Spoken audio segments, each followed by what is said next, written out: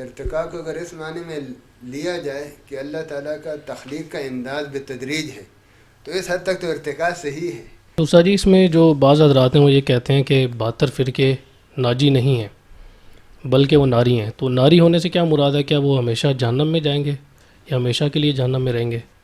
تو یہ ناری اس طرح نہیں ہے جس کو اگر میں متکلمین کی زبان میں بات کروں کہ خلود فی النار ان کو جی جو قرآن مجید نے کافروں کے لیے کہا ہے کہ خالدین فیہا ابدا.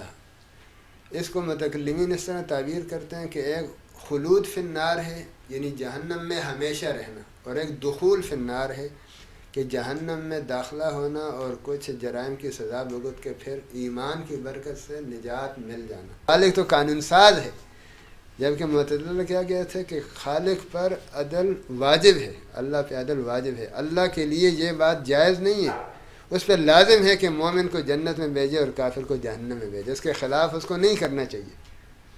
قانون لگا رہے ہیں نا اللہ پہ. جی. اہل سنت اس میں بھی ان سے اختلاف کرتے ہیں. السلام علیکم ورحمۃ اللہ وبرکاتہ. آج ہم ایک اور اپنی پوڈ کاسٹ کے ساتھ حاضر ہیں، اور آج جو ہمارے ساتھ شخصیت موجود ہیں وہ ہمارے استاد بھی ہیں، ہمارے مربی بھی ہیں.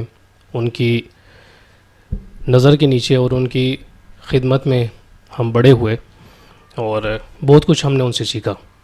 تو ان کا نام ہے جناب مفتی محمد امجد حسین صاحب. السلام علیکم ورحمۃ اللہ وبرکاتہ. وعلیکم السلام ورحمۃ اللہ وبرکاتہ. استاد جی کیا حال ہے؟ خیریت سے ہیں آپ؟ جی الحمدللہ جی، آپ خیریت سے؟ جی استاد جی الحمدللہ سب خیریت. اچھا استاد جی آج کل کیا مصروفیات ہیں آپ کی؟ کیا ہو رہا ہے آج کل؟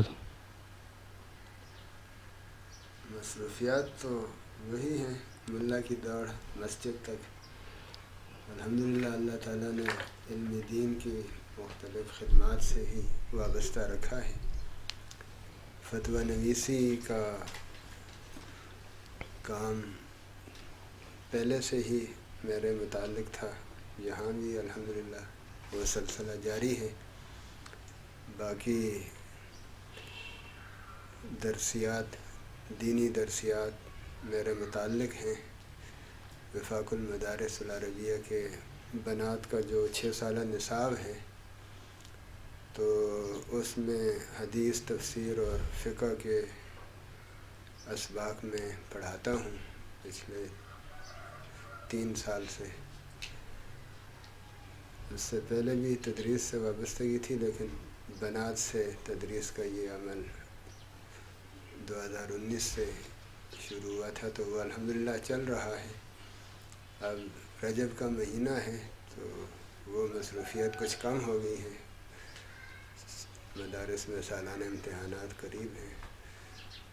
باقی ایک ماہنامہ حیاتاً طیبہ کے نام سے گزشتہ سال جاری ہوا تھا اللہ کے فضل اور توفیق سے، تو اس میں کچھ مشغولیت ہوتی ہے شام کے وقت. ٹھیک. تو استاد جی جو آپ کا ماہنامہ جو آپ نے نکالا ہے حیاتاً طیبہ کے نام سے، جی، تو اس میں کس قسم کے مضامین آپ کے آتے ہیں اور کیا ان کا مضمون ہوتا ہے؟ اس میں اصلاحی، تعمیری اور خود احتسابی پر مبنی مضامین زیادہ ہوتے ہیں. کچھ فقہی مضامین بھی ہوتے ہیں لیکن وہ نسبتاً کم ہیں، اور ارادہ ہے آگے یہ سلسلہ فقہی مضامین کا بڑھانے کا.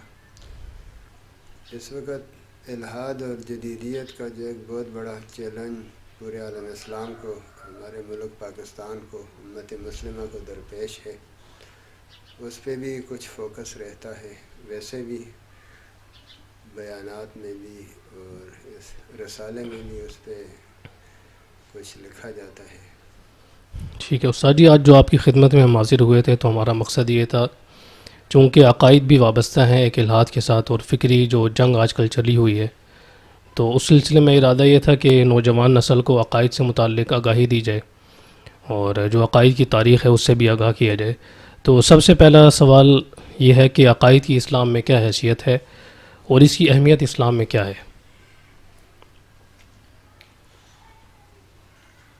دیکھیں، عقائد جس کو ہم سادہ الفاظ میں نظریات یا تصورات بھی کہہ سکتے ہیں. کوئی بھی مذہب ہو، کوئی بھی سسٹم اور نظام ہو، کوئی بھی ازم ہو اور کوئی بھی اجتماعی تحریک ہو، تو اس کے پیچھے ایک مائنڈ ہوتا ہے، ایک شعور ہوتا ہے، ایک نظریہ ہوتا ہے اور کچھ ترجیحات ہوتی ہیں، کچھ اہداف ہوتے ہیں، کچھ مقاصد ہوتے ہیں۔ تو اسلام میں انہی چیزوں کو کہ جو اسلام کا پورا ایک فریم ورک ترتیب دیتے ہیں، اسلام کا پورا ایک آئیڈیالوجی جس سے سامنے آتا ہے، تو ان تصورات کو، اس ذہنی شعور کو جو مسلمان کے ذہن میں اسلام پیدا کرنا چاہتا ہے، ان کو عقائد کہا جاتا ہے۔ اس کے درجہ بدرجہ پھر مختلف شکیں ہیں، مختلف اس کے دفعات ہیں، کسی کا درجہ بنیادی ہے، کسی کا ثانوی ہے۔ ٹھیک۔ اچھا استاد جی، اس میں جو عقائد ہیں اس کی اسلام میں کیا اہمیت ہے؟ دیکھیں، اسلام میں بلکہ ہر آسمانی شریعت میں نا جو وحی کے گرد گھومتا ہو اور نبوت، شریعت اور ہدایت سے عبارت ہو، اس میں عقائد کی حیثیت وہی ہے جو انسان کے جسم میں سر کی ہے۔ ٹھیک۔ سر کے بغیر زندگی اور حیات اور شخصیت اور ہستی نہیں ہے۔ تو عقائد کے بغیر اسلام چند رسوم اور چند اعمال کا نام رہ جائے گا، ان کے پیچھے کوئی بڑا مقصد نہیں ہوگا۔ اور ان عقائد کی اہمیت اس لحاظ سے بھی ہے کہ ایمان اور کفر کا دائرہ بھی اسی سے طے ہوتا ہے، ہدایت اور گمراہی میں حد فاصل بھی یہی عقائد ہیں۔ مومن اور کافر کو الگ الگ بھی یہ عقائد ہی کرتے ہیں، اور جنت جہنم کا فرق بھی ان عقائد کے ساتھ وابستہ ہے۔ تو ان کی اہمیت تو اسلام میں بنیادی ہے، خصوصاً جو بنیادی عقائد ہیں تو ان کی تو بہت بڑی حیثیت ہے۔ ٹھیک۔ اچھا استاد جی، جو عقائد ہیں اس کو ہم کمپیئر کر سکتے ہیں، جیسے کوئی بھی آئیڈیالوجی ہوتی ہے، مثلاً ملحدین ہیں، ان کی ایک فکر ہے، اور اسی طرح دوسرے جو مذاہب ہیں ان کی ایک فکر ہوتی ہے، جس فکر کے مطابق، جس منہج کے مطابق وہ اپنے تمام نظریات کو لے کر آگے چلتے ہیں۔ تو کیا عقائد کو ہم اس طریقے سے تعبیر کر سکتے ہیں کہ کوئی بھی منہج فکر، اس کو کیا ہم عقیدہ کہہ سکتے ہیں آج کے دور میں؟ دیکھیں، تعبیرات اور شکلیں تو بدلتی رہتی ہیں، لیکن اس کے پیچھے ایک بنیاد ہوتی ہے، کچھ بنیادی چیزیں ہوتی ہیں۔ تو وہ بنیاد اگر برقرار رہے تو اس کی تعبیر، شکل و صورت، اس کا ڈھانچہ زمانے کے تقاضوں کے لحاظ سے، وقت کے چیلنجز کے لحاظ سے جو بھی ہو جائے اور حسب حالات بدل جائے تو اس سے تو کوئی خاص فرق نہیں پڑتا۔ علم کلام کی پوری تاریخ ہمارے سامنے ہے، اس امت کی 1400 سال ایک زرخیز اور شاندار تاریخ ہے۔ تو ہر زمانے میں ہم دیکھتے ہیں کہ اس زمانے میں گمراہی اور الحاد اور مادیت جن جن شکلوں میں بھی سامنے آئی، تو امت کے اساتین نے انہی شکلوں کو سمجھ کر اس طرح ہتھیاروں سے اس کا سامنا کیا اور مقابلہ کیا۔ ٹھیک۔ لیکن وہ بنیادیں تو ملحوظ رہنی ضروری ہوتی ہیں۔ ٹھیک ہے۔ اچھا استاد جی، دوسرا سوال یہ ہے کہ عقائد کی کتنی قسمیں ہیں اور بنیادی عقائد کون کون سے ہیں؟ کیونکہ اس سلسلے میں لوگ بھی کنفیوز ہوتے ہیں کہ عقائد کون کون سے ہیں، کیونکہ جیسے مثال کے طور پر بریلوی حضرات ہیں، وہ اپنے عقائد پیش کرتے ہیں، دیوبندی ہیں وہ اپنے عقائد پیش کرتے ہیں، اہل حدیث ہیں وہ اپنے عقائد پیش کرتے ہیں۔ تو عقائد کی کتنی قسم کی قسمیں ہیں، اور اس میں مسلمان کو کون کون سے بنیادی عقائد ایسے ہیں کہ جو قدر مشترک ہیں تمام کے تمام فرقوں میں؟ یہ بڑا اہم سوال ہے، اور اس حوالے سے اس کی اہمیت بہت زیادہ ہے، اور اسی کو نہ سمجھنے سے بہت زیادہ کنفیوژن پیدا ہوتی ہے اور لوگ افراط و تفریط میں مبتلا ہو جاتے ہیں۔ دیکھیں، ایک عقائد تو وہ ہے نا جو کفر اور ایمان کے درمیان حد فاصل ہیں اور کفر اور ایمان کی حد بندی کرتے ہیں۔ وہ قطعیات بھی کہلاتے ہیں، یعنی نصوص قطعی سے قطعی کا مفہوم آگے آ جائے گا، اس سے ماخوذ ہوتے ہیں۔ تو بہرحال ایک قسم تو عقائد کی سادہ الفاظ میں یہ میں عرض کرتا ہوں، وہ یہ ہے کہ کفر اور ایمان کے درمیان جو عقائد دائر ہیں، کہ ان عقائد کو تسلیم کرنے سے ہی آدمی دائرہ اسلام کے اندر شمار ہو سکتا ہے، اللہ رسول کے نزدیک اسلامی شریعت کے اصولوں کی روح سے۔ اور ان عقائد سے انحراف یا ان میں سے کسی ایک سے انحراف سے، اس دائرہ اسلام سے جو حضور نبی کریم صلی اللہ علیہ وسلم کی شریعت میں طے شدہ ہے سلف سے خلف تک، تو اس دائرہ کو آدمی کراس کر لیتا ہے اگر ان عقائد میں سے کسی ایک سے یا زیادہ سے انحراف کیا جائے۔ تو ایک تو یہ قسم ہے جو کفر اور ایمان کی حد بندی کرتے ہیں، اور دوسرے عقائد کا لیول اس سے نچلا ہے، تو اس لیے اس کا درجہ بھی ثانوی ہے۔ وہ عقائد ہیں جو سنت اور بدعت کا دائرہ طے کرتے ہیں اور حد بندی کرتے ہیں، کہ عقائد کے اس چارٹ کو اور اس مجموعے کو اور اس فہرست کو تسلیم کرنے سے آدمی اہل سنت کے دائرے میں، سنت کے دائرے میں رہتا ہے۔ نبوت کی مہر پھر اس کے قول، عمل، فعل، عقیدے پہ لگتی ہے جب اس دائرے کے اندر رہے، اور اگر اس دائرے کو کراس کر لے تو وہ اسلام سے تو گو نہیں نکلے گا، کیونکہ یہ کفر ایمان کا دائرہ نہیں ہے، رہے گا تو وہ دائرہ اسلام ہی میں، مسلم کا ٹائٹل ہی وہ استعمال کرے گا، امت مسلمہ ہی کا وہ ایک فرد ہوگا یا گروہ ہوگا یا طبقہ ہوگا یا فرقہ ہوگا، لیکن سنت کا دائرہ وہ کراس کر لے گا، اہل سنت کے زمرے سے وہ باہر ہو جائے گا۔ تو یہ دو بنیادی دائرے ہیں، آگے پھر اس کی شکلیں اور تعبیرات اور شاخ در شاخ اس کی صورتیں بہت سی ہو سکتی ہیں۔ تو اس میں آپ نے پوچھا کہ وہ بنیادی چیزیں کون سی ہیں نا، تو اس میں جو پہلا دائرہ ہے نا، اس میں اصل الاصول یعنی بنیادوں کی بھی بنیادیں وہ تین ہیں، ایک توحید، دوم رسالت، اور سوم قیامت، یعنی حشر نشر، جزا سزا کا اور موت کے بعد زندگی کا عقیدہ۔ تو یہ تین اصل الاصول ہیں، توحید، رسالت اور قیامت۔ اور یہ اصل الاصول اس لحاظ سے بھی ہیں کہ یہ سب نبیوں کی مشترکہ تعلیم ہے۔ اللہ تعالیٰ کے جتنے انبیاء مبعوث ہوئے، خصوصاً حضرت نوح علیہ السلام کے بعد جو شریعتیں انبیاء لے کے آئے، حرام حلال جائز ناجائز کے قوانین لے کے آئے، تو قرآن مجید میں ہمیں جو نقشہ ان کا سامنے آتا ہے، ان کی دعوتوں کا اور ان کی تبلیغ رسالت کا، تو اس میں یہ تینوں چیزیں ملتی ہیں۔ سب سے پہلے توحید کی دعوت دیتے تھے، دوسرے نمبر پر ان کا مطالبہ رسالت کا ہوتا تھا، اور تیسرے نمبر پر ان کا مطالبہ یوم المعاد، یوم الحشر، یوم الدین، یوم الجزا، یوم القیامہ، یوم الآخرہ پر، موت کے بعد زندگی پر، اللہ کے سامنے پیشی پر، اور اپنے اعمال کی جواب دہی پر ان کا فوکس ہوتا تھا، اس کا مطالبہ ہوتا تھا امتوں سے، بنی آدم سے، انسانوں سے، اپنی قوموں سے، قبیلوں سے۔ تو یہ اس لحاظ سے اصل الاصول ہیں کہ یہ سب آسمانی شریعتوں کا مشترکہ اثاثہ ہے اور سرمایہ ہے۔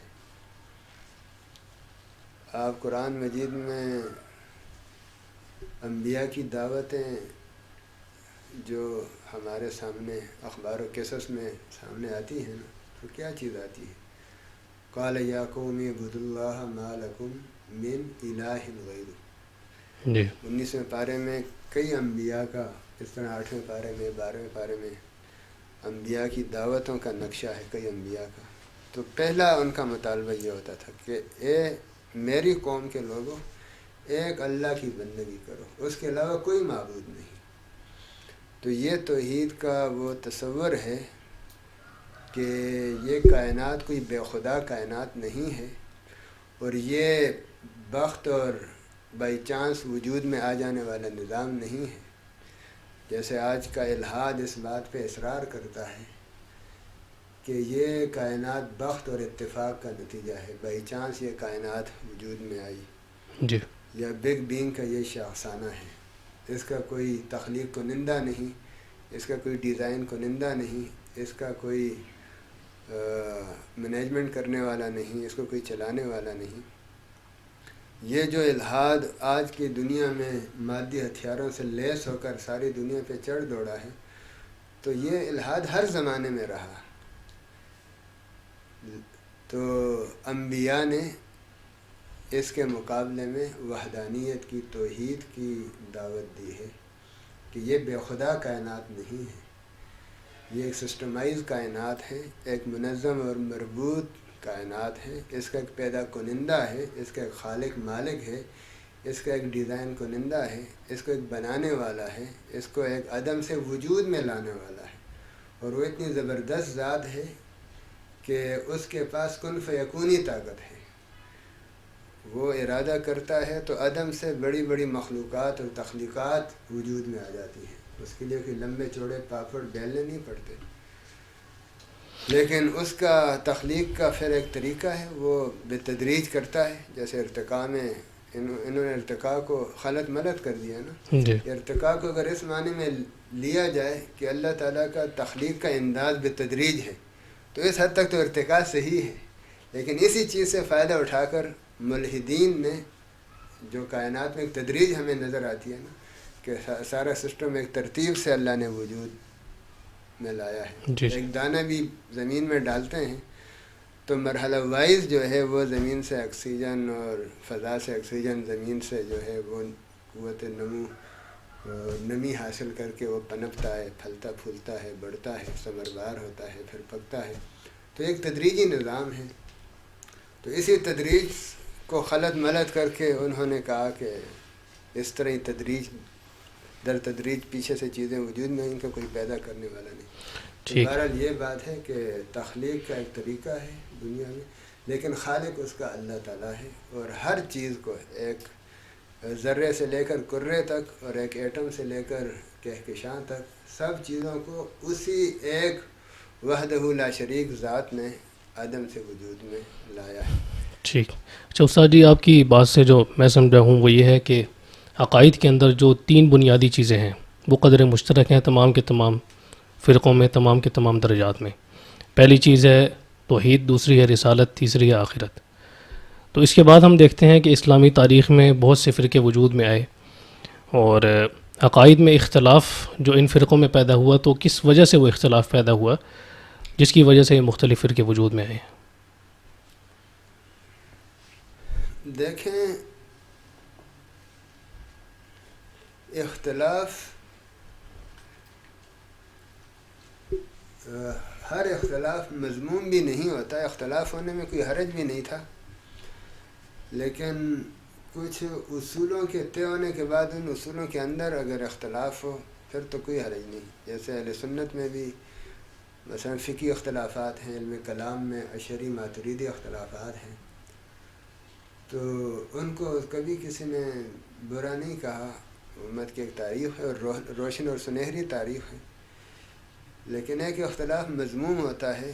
تو اس امت میں جو اختلافات ہوئے ہیں نا، وہ محمود اختلاف بھی ہوئے ہیں، مذموم بھی ہوئے ہیں، ہر اختلاف برا نہیں۔ اچھا، ٹھیک۔ یہاں ایک اور اہم بات یہ ہے، شاید آگے آپ اس حوالے سے آپ کے پاس کوئی سوال ہوگا تو یہاں ضمناً میں عرض کر دوں کہ ہمارے علماء اسلام نے جب عقائد کی بحثیں کی ہیں نا، جی انہوں نے 2 دائرے کر کے بحثیں کی ہیں۔ ایک جو اسلام کی بنیادی عقائد ہیں جن کو ابھی میں نے اصل الاصول قرار دیا ہے، اس میں انہوں نے جو اسلام کے علاوہ مذاہب ہیں، عیسائیت ہے، یہودیت ہے، بدھ مت ہے، جین مت ہے، ہندو مت ہے، مشرکین کے تصورات ہیں، مادیین ہیں، دہریین ہیں، ملحدین ہیں. تو الحمدللہ علماء اسلام نے، متکلمین اسلام نے کتابیں بھر دی ہیں، ان سب فرقوں کو میدان میں کھینچا کہ آؤ ہم سے بات کرو. بہت بڑی بات ہے. جی تو ایک تو یہ اختلاف ہے جو اسلام اور کفر کا اصل الرسول کا ہے. اس میں بھی ہماری وسیع لائبریری میں ایک بہت بڑا ذخیرہ ہے 1400 سالہ علماء اسلام کی، ایک جو ہے ان کا یہ امت مالا مال ہے ان کے لٹریچر سے. اور دوسرا دائرہ وہ ہے جو کم از کم ہم اہل سنت ہیں الحمدللہ، اور اہل سنت پر ہی ہمارا جینا مرنا ہے. اللہ تعالیٰ اسی پر ہمیں قائم دائم جی رکھے. آمین. تو اہل سنت نے یہاں بھی اختلافات کے حدود طے کیے ہیں کہ کن چیزوں میں اختلاف گوارا ہے، اس میں وہ اختلاف میں کوئی حرج نہیں. جیسے فقہ میں اختلاف ضمنی مسائل میں گوارا ہے، تو عقائد میں بھی کوئی ضمنی چیزوں میں اختلاف گوارا ہے. اشعریوں ماتریدیوں کا ہوا ہے، حنابلہ کا ہوا ہے، کوئی حرج نہیں ہے. لیکن کچھ اصول طے کیے کہ اس کو کراس نہیں کرنا، اس کو کراس کرو گے تو گو کہ ہم امت سے تو تم خارج نہیں ہوں گے، لیکن اہل سنت کے دائرے سے آپ خارج ہو جائیں گے. اور اس لحاظ سے ان کے پاس شرعی بنیادیں قرآن حدیث سے، ان بنیادوں کو ثبوت اور دلیل بنا کے انہوں نے کہا ہے کہ اختلاف کرنا ہے تو ان اصولوں کو چھیڑے بغیر کرنا ہے، ان کے اندر کرنا ہے، ورنہ پھر کم از کم اہل سنت سے آپ خارج ہوں گے.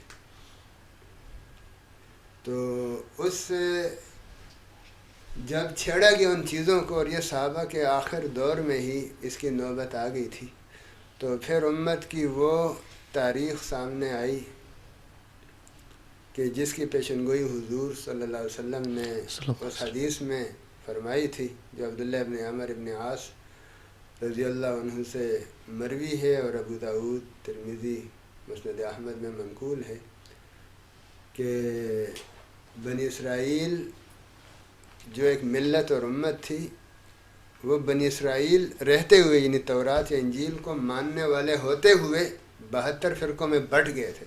ٹائٹل سب یہودیت یا نصرانیت کا استعمال کرتے تھے، آسمانی کتاب کا استعمال کرتے تھے، موسیٰ اور عیسیٰ کا استعمال کرتے تھے، لیکن پھر بھی بٹ گئے تھے، 72 فرقوں میں بٹ گئے تھے. اور یہ مضمون اختلاف تھا ان کا کہ نبی نے جن بنیادوں پہ کھڑا کیا تھا ان کو کراس کر کے وہ لوگ بٹ گئے.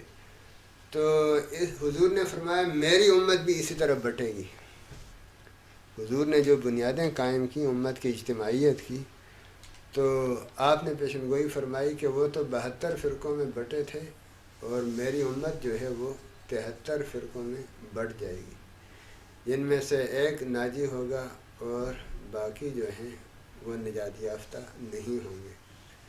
تو اس حدیث میں جو ایک اہم چیز ہے نا، جس کو متکلمین اسلام نے 1400 سالہ تاریخ میں اس حدیث سے ایک چیز اخذ کی، اصول اخذ کیا، اس سے انہوں نے فیصلہ کیا چیزوں کا. اور آج بھی وہی چیز فیصلہ کن ہے کہ صحابہ نے یہ پوچھا کہ وہ نجات کا معیار کیا ہے.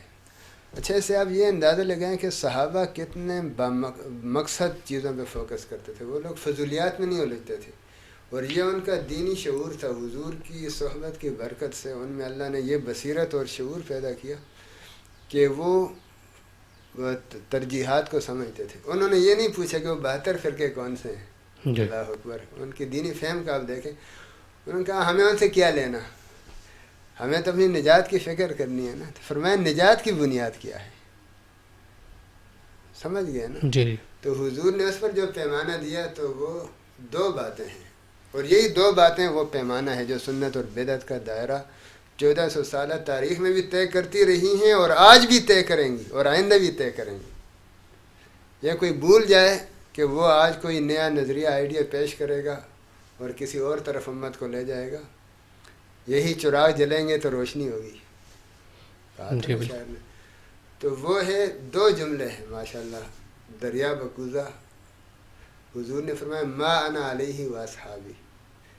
ایک بنیاد کہ میری سنت پہ قائم رہیں، دوسرا میرے صحابہ، یعنی جس جماعت کو میں چھوڑ کے جا رہا ہوں، ایک آئیڈیل جماعت بھی میں بنا کے جا رہا ہوں. حضور نے کتاب بھی چھوڑی، قرآن اور رجال بھی چھوڑے، ایک جماعت تیار کر کے، پریکٹیکلی جماعت تیار کر کے بھی چھوڑی. فرمایا یہ دو بنیادیں. اور حدیث ثقلین میں بھی یہ دو باتیں ہیں نا جی کہ حضور نے کیا فرمایا کہ میں آپ نے پیچھے کیا چھوڑ کے جا رہا ہوں. تو اس حدیث میں وہ چیز واضح ہے کہ میری سنت کے دائرے میں رہیں اور میرے صحابہ نے جس طرح جس منہج پہ چلے ہیں یعنی عقائد میں عبادات میں اور چیزوں میں. اچھا استاد جی، کہ اس جو کو حدیث بنیاد ثقلین بنائیں. کا جو آپ نے ذکر کیا ہے، اس میں جملہ معترضہ کے طور پر میں یہ عرض کرتا چلوں، اور میرے ذہن میں یہ بات آ رہی ہے کہ حدیث ثقلین میں بعض لوگ یہ کہتے ہیں کہ عطرتی کے الفاظ آتے ہیں، اور یہی روایت تواتر کے ساتھ نقل ہوتی چلی آئی ہے، اور بعض لوگ یہ کہتے ہیں کہ نہیں، عطرتی کے الفاظ نہیں آتے، اس میں سنتی کے الفاظ آتے ہیں. تو اس میں صحیح مفہوم کیا ہے اور صحیح معنی کیا ہے اس میں؟ دیکھیں اس کی سند کی بحث سے قطع نظر کے کس حدیث کا فنی لیول کیا ہے. عطرت اور سنت میں تصادم کہاں ہے؟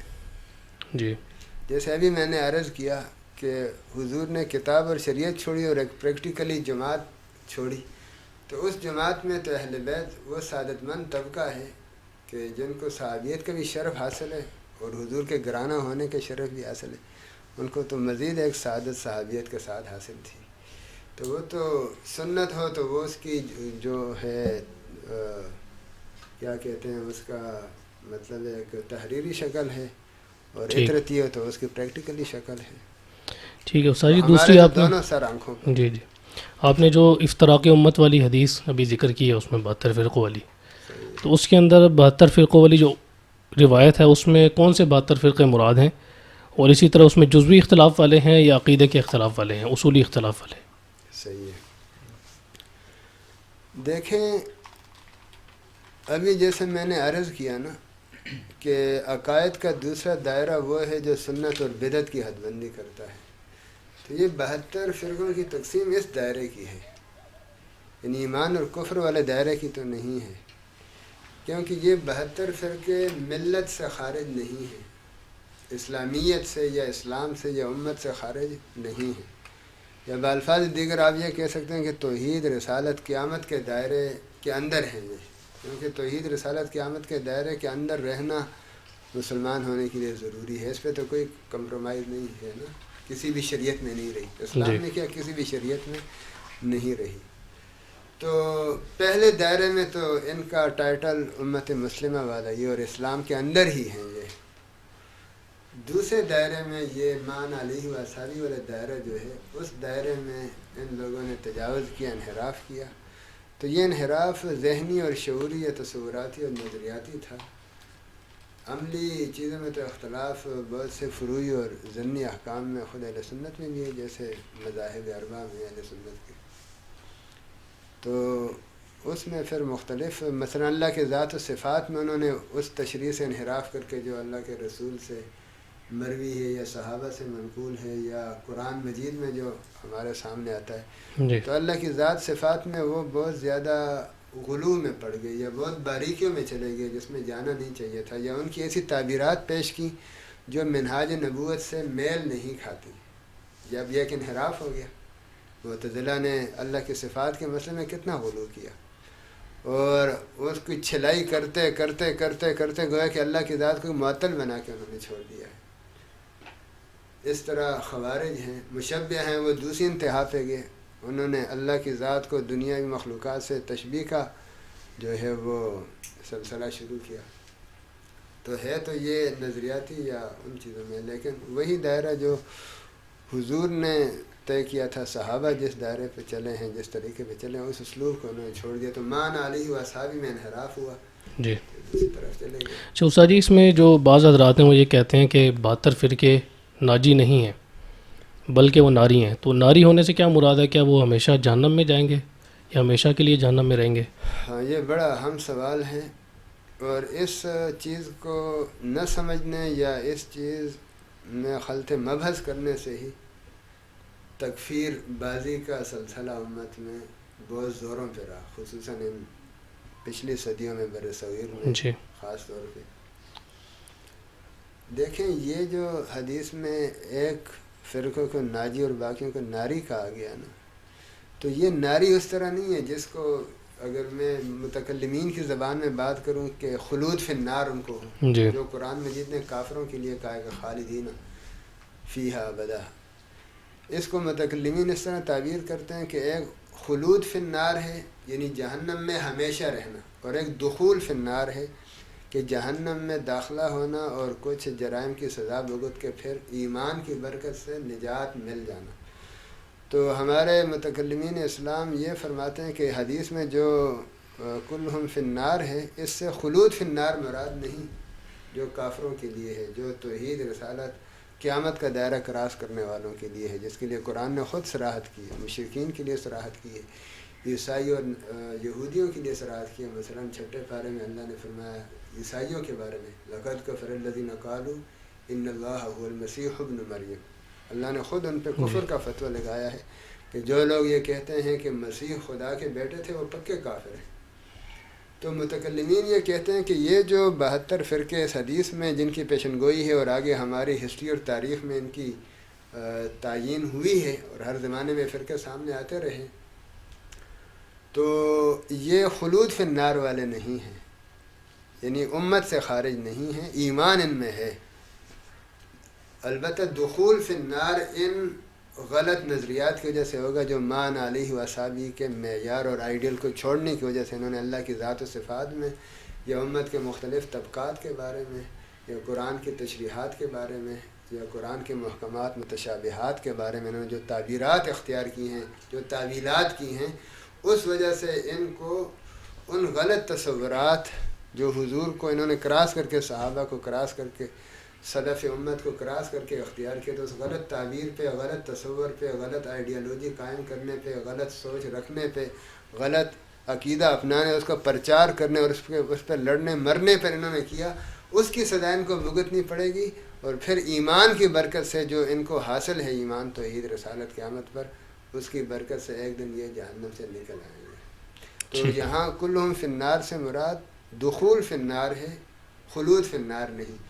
یہ بات جو نہیں سمجھتے وہ پھر ہر چھوٹی بڑی بات پہ اس پہ بھی کفر کا فتویٰ لگا دیا، اس سے بھی لگا دیا، اس سے بھی لگا دیا۔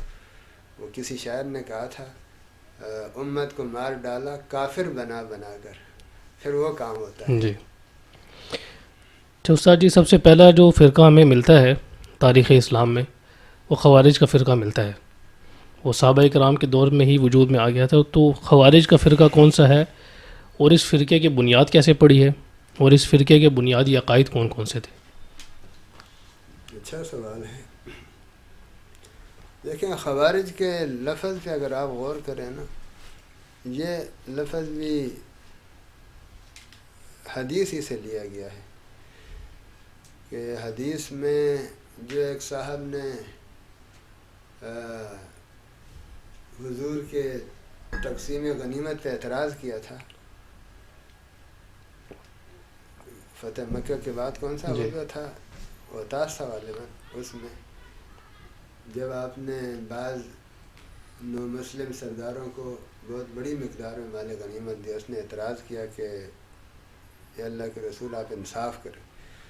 حضور کا چہرہ مبارک متغیر ہو گیا اور آپ نے فرمایا کہ اگر میں انصاف نہیں کروں گا پھر کون انصاف کرے گا، کیونکہ نبی تو اتھارٹی ہوتا ہے نا۔ تو اس پہ آپ نے اس حدیث میں فرمایا کہ اس کی نسل سے ایسے لوگ آئیں گے جو اسلام سے ایسے نکلے ہوں گے جیسے تیر شکار کو چیر کے پار نکل جاتا ہے۔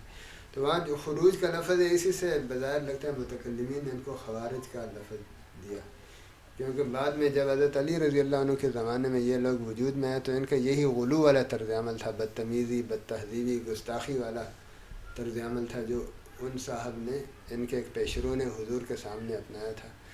تو اب اگر اس لفظ کو دیکھیں تو اس سے یہ معلوم ہوتا ہے، اور متکلمین نے خود اس کی صراحت بھی کی ہے، کہ ان خوارج کا ظہور ہوتا رہے گا ہر زمانے میں، بلکہ بعض احادیث سے اشارہ ملتا ہے کہ خروج دجال تک ہر زمانے میں ایسے لوگ ہوتے رہیں گے جن پر خوارج کا ٹائٹل فٹ آئے گا۔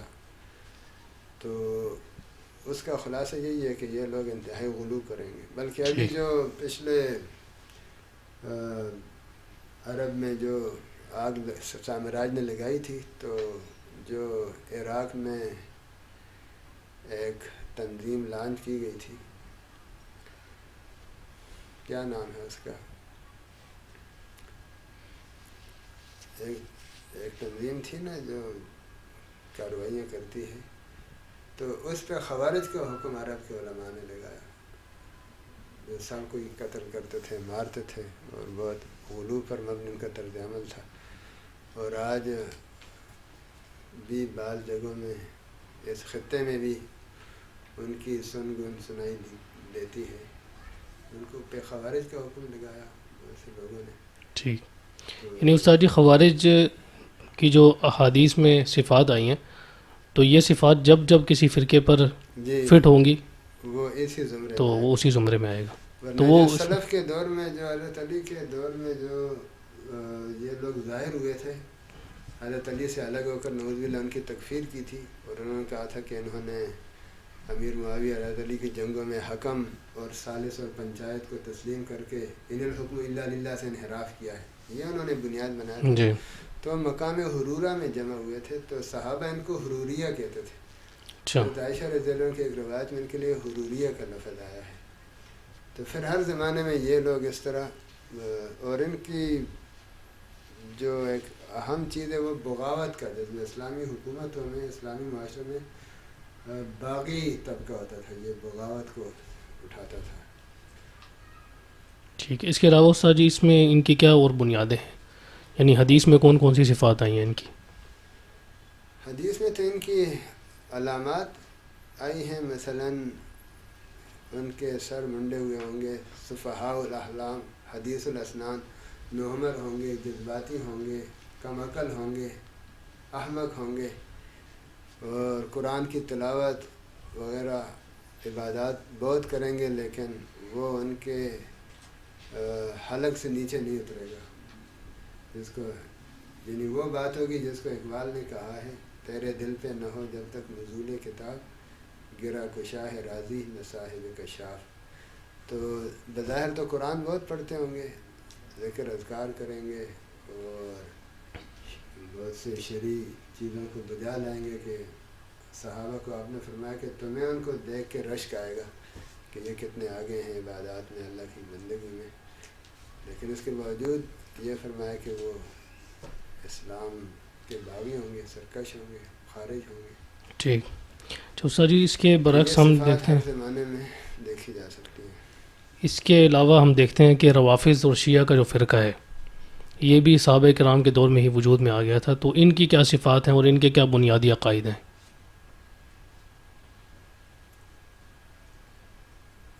دیکھیں، خوارج حضرت علی رضی اللہ تعالیٰ عنہ کی عداوت میں گمراہ ہوئے، اگر دیکھا جائے حضرت علی کی جماعت میں شامل تھے لوگ، الگ ہوئے، تو ایک طبقہ اس کے برعکس حضرت علی کی محبت میں اور حمایت میں حد سے گزر کر بے راہ ہوا، تو یہ اس کی اصل ہے۔ پھر بعد میں بہت سی چیزوں میں انہوں نے اسلام کے متوازی ایک اپنا عقائد کا نظام، عبادات کا نظام بنایا۔ مثلا میں آپ کو مثال دوں تو جو ان تو اب قرآن حدیث میں ہمیں امامت کا اس طرح تصور نظر نہیں آتا جس طبقے نے اپنایا۔ یہ جو امامت کی تعریف کرتے ہیں یہ امام کی، اس سے تو نبوت کے متوازی پورا ایک ایسا طبقہ، ایسی ہستی، ایسی شخصیتیں بن جاتی ہیں جو معمور من اللہ ہوتی ہیں اور معصوم عن الخطا ہوتی ہیں۔ دیکھیں، اگر آپ اسی بنیاد کو دیکھیں نا، نظریہ امامت جس پر حضرت علی کی امامت کا نظریہ انہوں نے کھڑا کر کے آگے اپنی پوری عمارت تعمیر کی، تو آپ دیکھیں یہ امام کے بارے میں یہ دونوں تصورات رکھتے ہیں۔ زیادہ تفصیلات میں نہیں جاتے، بنیادی چیزیں عرض کر رہا ہوں کہ یہ امام کو معمور من اللہ مانتے ہیں کہ وہ اللہ کی طرف سے مقرر ہوتا ہے۔ اسلام میں تو امامت کا تصور نہیں، اسلام میں تو جی، نماز کے امام کو بھی امام کہتے ہیں، وقت کے خلیفہ اور حاکم کو بھی امام کہتے ہیں، اور جنگ کے موقع پہ جنگی جو سربراہ ہوتا ہے اس کو بھی امام کہتے ہیں۔ فقہا نے یہ اصطلاح استعمال کی ہے، تو انہوں نے اس کے لیے وہ تعریف متعین کر دی جو نبوت کا خاصہ ہے کہ وہ معمور من اللہ ہوتا ہے، اور دوسری یہ امام کے لیے یہ تصور و نظریہ بھی رکھتے ہیں کہ وہ معصوم عن الخطا ہوتا ہے۔ یہ عقیدہ عصمت جو ہے تو انبیاء کے ساتھ ہے، عصمت انبیاء کا، اہل سنت کا، مسلمانوں کا ایک اہم عقیدہ ہے۔ تو اب یہ دو بنیادیں نبوت کے ساتھ خاص تھیں کہ وہ معمور من اللہ ہوتا ہے اور معصوم عن الخطا ہوتا ہے۔ اب اگر یہی تعریف اٹھا کے امام کے لیے بھی آپ رکھ دیں گے تو پھر تو یہ گویا کہ جو صحابہ سے اور خود نبی علیہ السلام سے قرآن سنت کی تعبیرات میں ہمیں امامت کا لفظ ملتا ہے، وہاں تو یہ بات نہیں ہے، وہاں تو اس کو معمود من اللہ نہیں قرار دیا گیا، معصوم عن الخطا نہیں قرار دیا گیا، تو نبی کی صفت ہے۔ تو اس طرح کی جو چیزیں ہیں نا، اس سے گویا کہ یہ اہل سنت کے دائرے سے الگ ہو گئے۔ انہوں نے خود اپنے آپ کو الگ کیا، بلکہ انہوں نے اہل سنت کا لفظ اپنے لیے پسند ہی نہیں کرتے۔ ٹھیک ہے استاد جی، یہ اللہ تعالیٰ کی صفات سے متعلق کون سے عقائد ہیں؟ تو اس میں اس سوال کا پہلا جز تو یہ، دوسرا جز یہ ہے کہ جو قدریہ فرقہ ہے وہ کیسے وجود میں ہے؟ اللہ تعالیٰ کی صفات کے اللہ تعالیٰ کی صفات سے متعلق کون سے عقائد ہیں اسلام میں، اور ان کی اسلام میں کیا اہمیت ہے؟ دیکھیں، اللہ کی ذات وحدہ لا شریک ہے نا، تو اللہ تبارک تعالیٰ نے اپنے کمالات اور اپنے جو عظمتیں ہیں قرآن مجید میں وہ بیان فرمائی ہیں، انہی چیزوں کو اللہ کے صفات کہا جاتا ہے۔ اللہ کے جو کمالات ہیں، اللہ کی جو صفات ہیں، اور اس حوالے سے احادیث میں ہمیں اللہ تعالیٰ کے 99 نام ملتے ہیں جن کو قرآن مجید نے، جن کو الاسماء الحسنہ سے موسوم کیا ہے، اور ان میں سے بیشتر نام قرآن نے خود استعمال کیے ہیں۔ وَلِلَّهِ الْأَسْمَاءُ الْحُسْنَى فَادْعُوهُ بِهَا۔ اور اہل سنت کا اس حوالے سے یہ بھی ماننا ہے کہ اسماء حسنہ توقیفی ہیں۔ توقیف کا مطلب یہ ہے کہ عقل اور قیاس سے ان کو نامزد نہیں کیا جائے گا، بلکہ شارع نے جو اللہ کی صفات، کیونکہ اللہ کے اسماء ہی اللہ کی صفات ہیں نا، جی، تو شارع نے جو متعین کر دیے، نامزد کر دیے، انہی ناموں سے اللہ کو یاد کیا جائے گا، متعارف کیا جائے گا، ان ناموں سے ان ناموں کو اللہ کا نام اور ٹائٹل قرار دیا جائے گا۔ تو ان میں سے ہر نام اللہ کے کسی نہ کسی کمال کا مظہر یا ٹائٹل ہے۔ مثلا الخالق اللہ کا ایک نام ہے، تو یہ ترجمانی کرتا ہے عرش سے فرش تک اس پورے سلسلہ موجودات کی، کہ الخالق کا اللہ کا جو نام ہے تو یہ سب تخلیقات اس کی ہیں، یہ سب کچھ اس نے پیدا کیا۔ اس طرح رازق نام ہے، مالک نام ہے، عزیز ہے، حکیم ہے، سمیع ہے، بصیر ہے۔ تو اس میں خود ہمارے متکلمین اسلام نے پھر اس کے کچھ اصول، کچھ فروع بنائے ہیں۔ مثلا اللہ کی 8 صفتوں کو بنیادی قرار دیا ہے، اصل صفات قرار دیا ہے، جیسے صفت کلام ہے، صفت وجود ہے، صفت ارادہ ہے، سمع ہے، بصر ہے۔ تو یہ اللہ تبارک تعالیٰ کی بنیادی صفات ہیں، اور بلکہ اشاعرہ اور ماتریدیہ کا اختلاف خود ان صفات، بنیادی صفات کی تعداد میں بھی ہے نا، یہ ایک 7 قرار دیتے ہیں، ایک 8 قرار دیتے ہیں، اس طرح کے چھوٹے موٹے اختلافات ان کے ہیں، اور باقی بہت سی صفات کو ان کی فروع اور شاخیں قرار دیتے ہیں۔ تو یہ جو اللہ کے اسماء حسنہ ہیں، یہ اللہ کے صفات کی ترجمانی کرتے ہیں۔ ہر نام کوڈ ورڈ ہے اور اصطلاح ہے، اور ایک عنوان ہے، اور ایک ٹائٹل ہے اللہ کے کسی نہ کسی کمال اور خوبی کا۔ تو اہل سنت نے اس کی تشریح کی، ہمارے عقائد کی کتابیں ان اسماء حسنہ کی جو ہے تفصیلات سے بری ہوئی ہیں ہر صفت کی، اور ہمارے صوفیاء نے ان کے ورد وظیفے کر کے امت کو بتایا کہ ان میں کتنی پاور اور کتنی جو ہے اس میں توانائی ہے۔ مختلف مقاصد کے لیے تجربات کیے ہیں لوگوں نے کہ اس نام کا اتنی دفعہ ورد کیا جائے تو اس طرح کے فوائد مرتب ہوتے ہیں۔ چوسا جی، اس میں ایک اور سوال ذہن میں آتا ہے، اس میں اعظم کے حوالے سے، کہ اسماء حسنہ کے اندر بھی اس نام کو شامل کیا جاتا ہے، اور اس کی تعین میں بھی اختلاف ہے. بعض حضرات اسم اعظم کسی اور نام کو کہتے ہیں، بعض حضرات کسی اور نام کو کہتے ہیں. سب سے پہلے اسم اعظم کیا چیز ہے اور اس کے کیا فوائد ہیں؟ دیکھیں، یہ چیز ایک اضافی چیز ہے. اضافی کا مطلب یہ ہے کہ اس کے پیچھے کوئی تجربات اور اعمال اشغال ہوتے ہیں. کسی نے اللہ کے کسی نام کا وظیفہ پڑھا، اس پہ اس نام سے تجلی پڑی، اس نے سمجھا یہ اللہ کا اسم اعظم ہے، کیونکہ اس کو اس کھڑکی سے مل رہا ہے. اللہ کے ساتھ کنیکٹ اس کو اس کھڑکی سے ہو. یہ اللہ کی کھڑکیاں ہیں نا، روشن دان ہیں. جی. اللہ سے مربوط ہونے کے مختلف کنیکشن ہیں. کسی اور بزرگ کو، اللہ والے کو کسی اور نام سے مناسبت تھی، اس نام کا اس نے عرصے تک مراقبہ کیا، بالکل شغل کیا، اس پہ وہاں سے تجلیات پڑی، اس نے کہا وہ اسم اعظم ہے. تو یہ اختلاف تو کوئی بڑی بات نہیں ہے. اس میں اللہ کا ہر نام للہ الاسماء الحسنی فدعوہ بہا، پتہ نہیں کس پر جی. کس نام سے تجلی پڑتی ہے. باقی جو اللہ کا ذاتی نام ہے اس کی اہمیت تو سب سے زیادہ ہے. سب سے ٹھیک. اللہ کی. تو سر جی، قدریہ فرقہ کون سا ہے؟ یہ اللہ تعالیٰ کی صفات سے متعلق بات چیت ہو رہی تھی، تو اس میں جو قدریہ فرقہ ہے اس کی کیا اس میں اسٹینڈ ہے؟ دیکھیں، میرے خیال میں یہ تعبیر سب سے زیادہ مناسب ہے جن بھی مورخین نے اور ہمارے متکلمین نے کی ہے کہ قدریہ معتزلہ ہی ہے. اچھا. کیونکہ ہمارے علم کلام کی کتابوں میں بکثرت معتزلہ کو قدریہ ہی کے نام سے یاد کیا گیا ہے. اور قدریہ کی اگر آپ ان کی مذہبی تاریخ کو دیکھیں تو معتزلہ کی تاریخ کو دیکھیں تو قدریہ کا نام انہیں پہ چھوٹ آتا ہے. کیونکہ آپ دیکھیں، آپ نے پڑھا ہوگا، آپ سمجھتے ہیں کہ معتزلہ کے تصورات اور نظریات میں سے ایک نظریہ یہ تھا کہ انسان اپنے اعمال کا خود خالق ہے. جی. اہل سنت سے ان کا اختلاف اس مسئلے میں بھی ہے. اہل سنت کہتے ہیں کہ اللہ ہر چیز کا خالق ہے، ہر جوہری چیز کا بھی اور عرضی چیز کا بھی، یعنی لطیف چیزوں کا بھی اور مادی چیزوں کا بھی. انسان کے اعمال کا بھی اللہ خالق ہے. اللہ خالق کل شیء کی دلیل ہے. تو معتزلہ یہ کہتے تھے کہ نہیں، مخلوقات اپنے اعمال کے خود خالق ہوتی ہے. تو اس میں کیا چیز ہے کہ وہ قدرت کو پھیلاتے ہیں.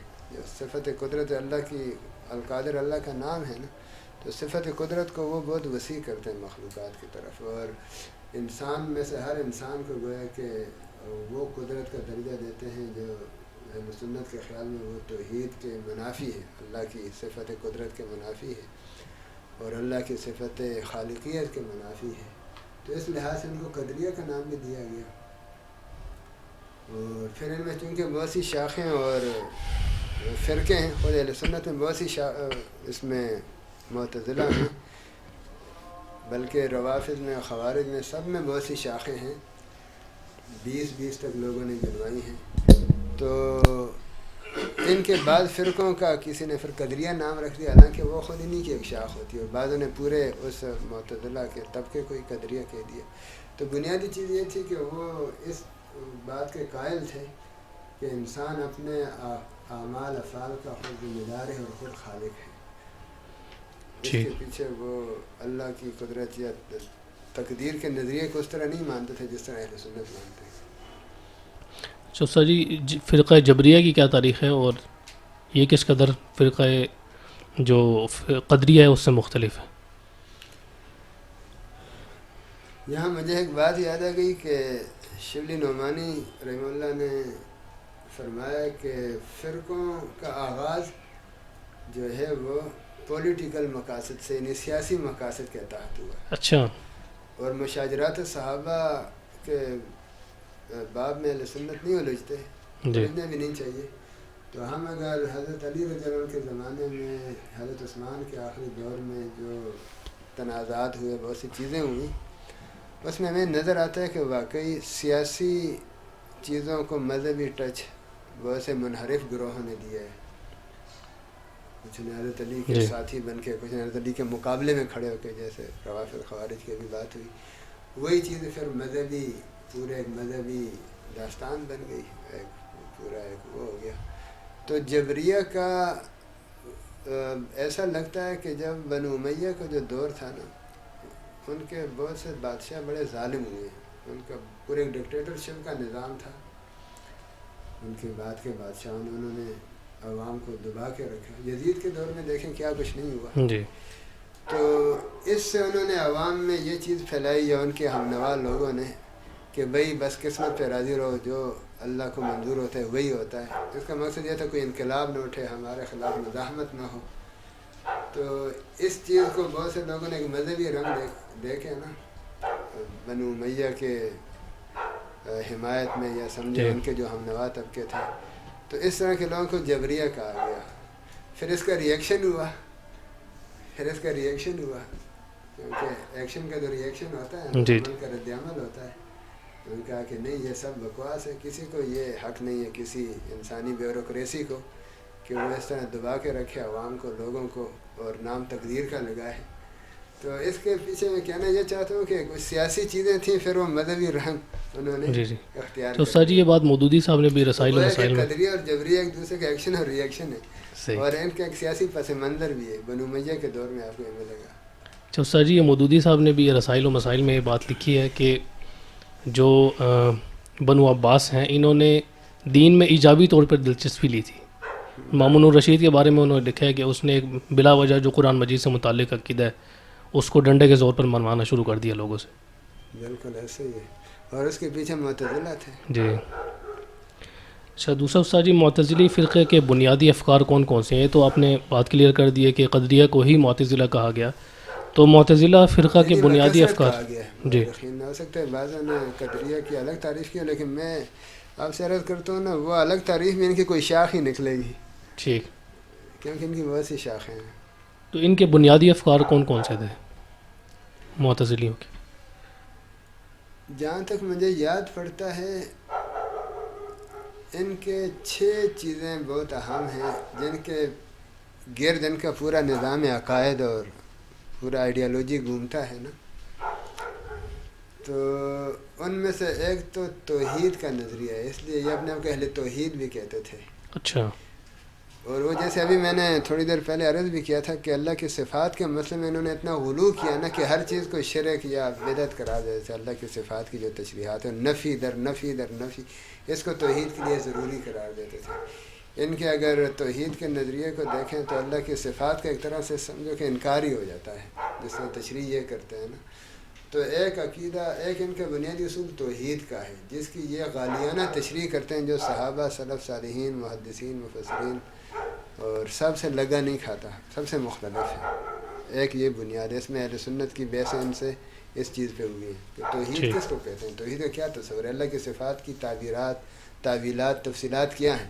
اس میں بڑے گمسان کے مارکے ہیں کتابوں میں. جی. ہمارے کتب خانے بھرے ہوئے ہیں. اور دوسرا ان کا نظریہ عدل کا تھا کہ عدل ضروری ہے کائنات کے لیے، اور اللہ کے ذمے بلکہ عدل واجب ہے. لیکن یہاں بھی اہل سنت سے منحرف ہیں کہ اہل سنت اللہ پہ کسی چیز کو واجب نہیں کہتے. اہل سنت کہتے ہیں قوانین مخلوق پہ لگتے ہیں، خالق پہ قوانین نہیں لگتے، خالق تو قانون ساز ہے.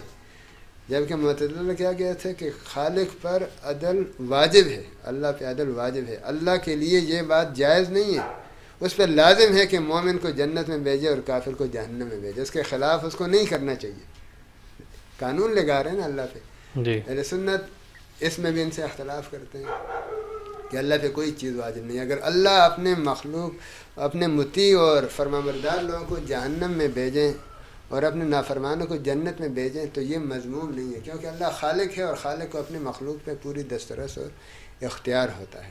جیسے مثلا مجازی طور پہ ہم بہت سی چیزوں کو ڈیزائن تخلیق کرتے ہیں نا، بناتے ہیں، تو اس کو ہم توڑیں، پھوڑیں، استعمال کریں، پھینک دیں، اس میں ہمیں کوئی کچھ نہیں کہہ سکتے. یا زیادہ یہ کہہ سکتے ہیں کہ تم فضول کر رہے ہو یا کچھ. تو اب عدل میں یہ بڑے عدل کی جو تشریح یہ کرتے ہیں نا، تو اس میں یہ بہت غلو کی حدوں کو پہنچتے ہیں، غلو کو کراس کرتے ہیں. تو یہ ان کا دوسرا اصول تھا جس میں یہ ان سے ہماری نوک جھونک رہتی ہے کتابوں میں، اور بہت سی تفصیلات ہیں اس کی. اس کے علاوہ ان کا ایک بڑا مشہور عقیدہ ہے منزلۃ بین منزلتین، کہ گناہ کبیرہ کا مرتکب ایمان سے نکل جاتا ہے لیکن کفر میں داخل نہیں ہوتا.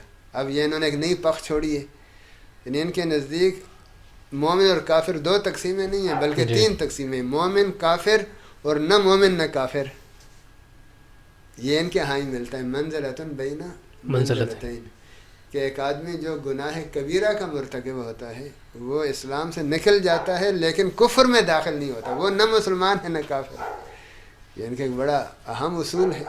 اچھا استاد جی، گناہ کبیرہ کے بارے میں بھی پھر بہت اختلاف ہے کہ گناہ کبیرہ ہے کیا، اس کی تعریف کیا ہے، کون کون سے گناہ کبیرہ ہیں، اس بارے میں بھی اختلاف ہے، تو انہوں نے کوئی اس کی تعین بھی کی ہے گناہ کبیرہ کی؟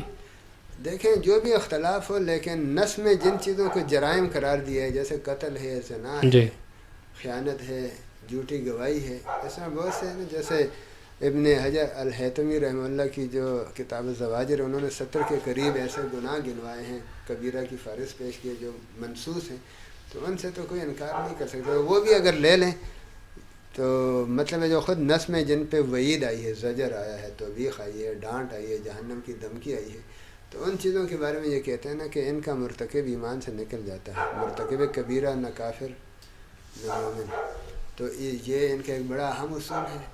ٹھیک. اس کے علاوہ کلام جو ہے کلام اللہ مخلوق ہے، یہ ان کا اتنا بڑا اصول ہے کہ ہماری صدیاں اس سے رنگین ہیں، صدیوں کی تاریخ ان کے اس غلو سے رنگین ہے کہ اس چیز پر انہوں نے اتنا غلو کیا کہ کتنی خون ریزی کی انہوں نے عالم اسلام میں مسلمانوں کی۔ امام احمد بن حنبل رحمہ اللہ کی تاریخ عظیمت جی. سامنے آ جاتی ہے، اللہ تعالیٰ ان کو جزائے خیر دے آمین. کہ امام اہل سنہ کا ٹائٹل ان کو ملا جب انہوں نے ان کی اس غلو کا مقابلہ کیا، مامون کو انہوں نے اس چیز پہ لگا کے کتنا عالم اسلام کو زخم دیا، انہوں نے وقت کے بڑے بڑے اساتین کو انہوں نے ضائع کیا، جی.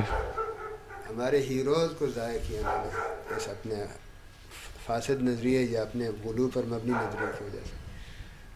تو 4 تو یہ ہو گئے۔ جی. اس طرح ایک ان کا بڑا مشہور نظریہ امر بالمعروف نہیں عن المنکر ہے، اس میں یہ بہت غلو کرتے ہیں، اچھا.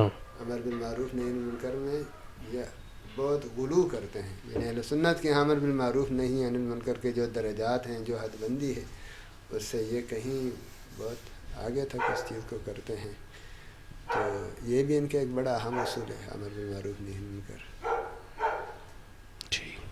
اچھا استاد جی، مشبہہ فرقہ اس کی کیا تاریخ ہے اور یہ کیا تجسیم کے قائل تھے اللہ تعالیٰ کی؟ دیکھیں مشبہ ہونے کا الزام تو ابن تیمیہ رحمہ اللہ پہ بھی لوگوں نے لگایا ہے، جی.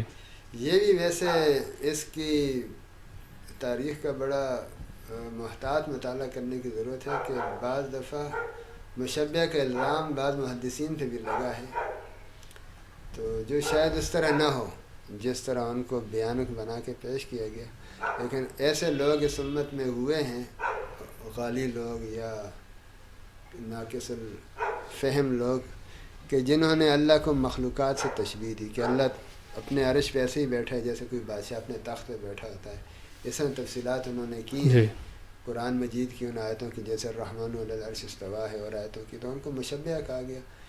تو یہ بھی اس کے برخلاف کچھ لوگوں نے اللہ کی صفات کا انکار کیا، ان کو معطلہ کہا گیا، یہ بھی ایکشن اور ری ایکشن والے 2 طبقے بنتے ہیں، اور میرا خیال ہے یہ اتنا ان کا پھیلاؤ نہیں تھا۔ دیکھیں 3 طبقوں کا بڑا پھیلاؤ رہا ہے اور بڑی تاریخ رہی ہے، خوارج، روافض اور معتزلہ کی، باقی یہ ہمیں تاریخ کا کوئی حادثہ نظر آتا ہے، ان میں سے بعض فرقے ایسے ہیں نا جیسے تاریخ ایک وقتی حادثہ تھا، گزر گیا، لیکن کتابوں میں بار ان کا ذکر آ گیا، اور آج بھی اگر کوئی ایسی بات کرے گا تو اس کے اوپر مشبہ کا ٹائٹل ہی لگے گا، جو اللہ تعالیٰ کے لیے مخلوق کی صفات، کیونکہ قرآن میں صراحت ہے لیس کمثلہ شیء، سنت اسی کے قائل ہیں کہ اللہ کا ید ہے بغیر کسی مشابہت کے، کیفیت اللہ جانتا ہے، اللہ کی ساکھ ہے، قرآن نے اللہ کی ساکھ کی بات کی ہے، لیکن اس کی کوئی مشابہت نہیں ہے کہ کس طرح ہے۔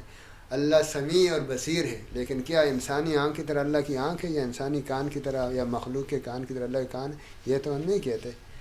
اہل سنت اور سلف صالحین تو ان چیزوں کو تفویض کرتے تھے، یا ان کی کوئی مناسب تعویل کرتے تھے جیسے متاخرین نے کی، تو جو لوگ اسی تعویل کرنے کے بجائے سیدھا مخلوق کی صفات کی طرح اللہ کی ان صفات کی تشریح کرتے تھے، ان کو مشبہ کہا گیا۔ ٹھیک.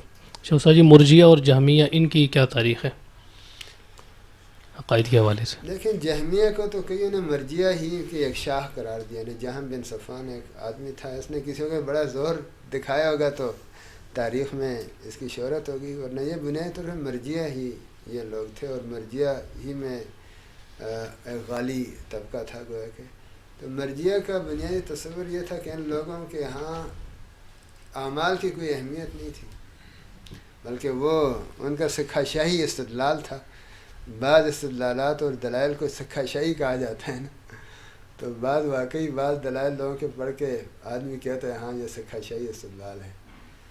وہ کہتے تھے کہ دیکھیں، کفر کے ساتھ جب اعمال صالحہ مفید نہیں ہیں، نجات کے لیے کافی نہیں ہے، تو ایمان کے ساتھ اعمال سیئہ کیوں مضر ہوں گے؟ ہاں سمجھ رہے ہیں نا؟ جی جی.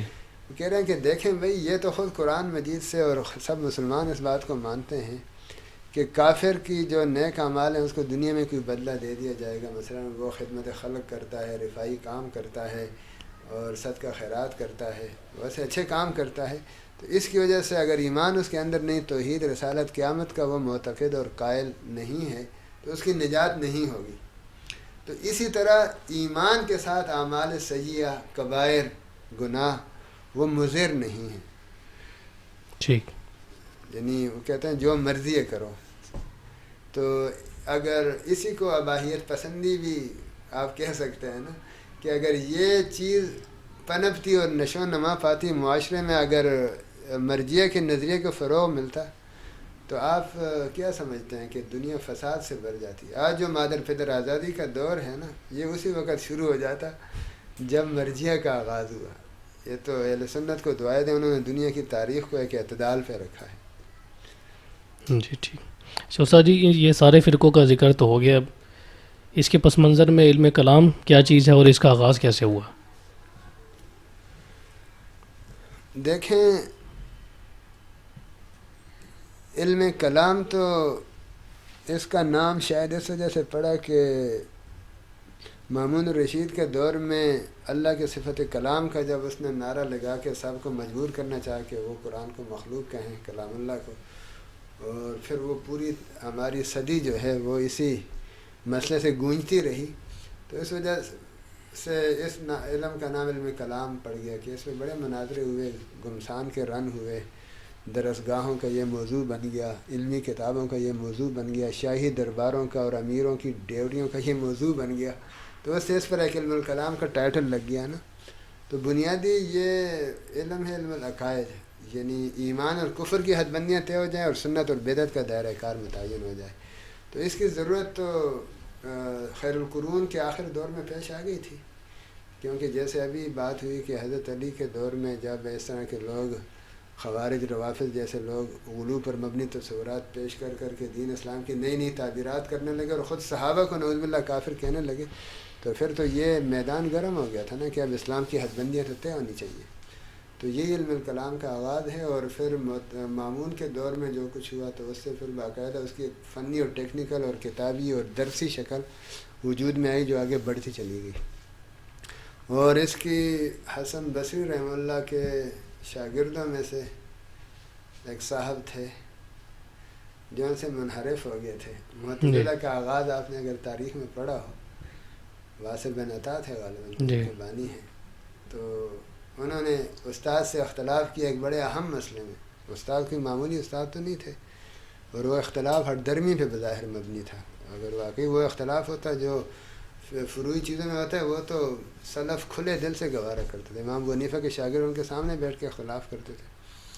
تو انہوں نے کہا اعتزل عنا، یہ ہم سے الگ ہو گیا، اور پھر اس نے الگ حلقہ درس بھی قائم کیا. تو اس طرح کے جو واقعات پہلی دوسری صدی میں نا ہوئے، وہ یعنی مختلف شعبوں میں مختلف واقعات ہوئے.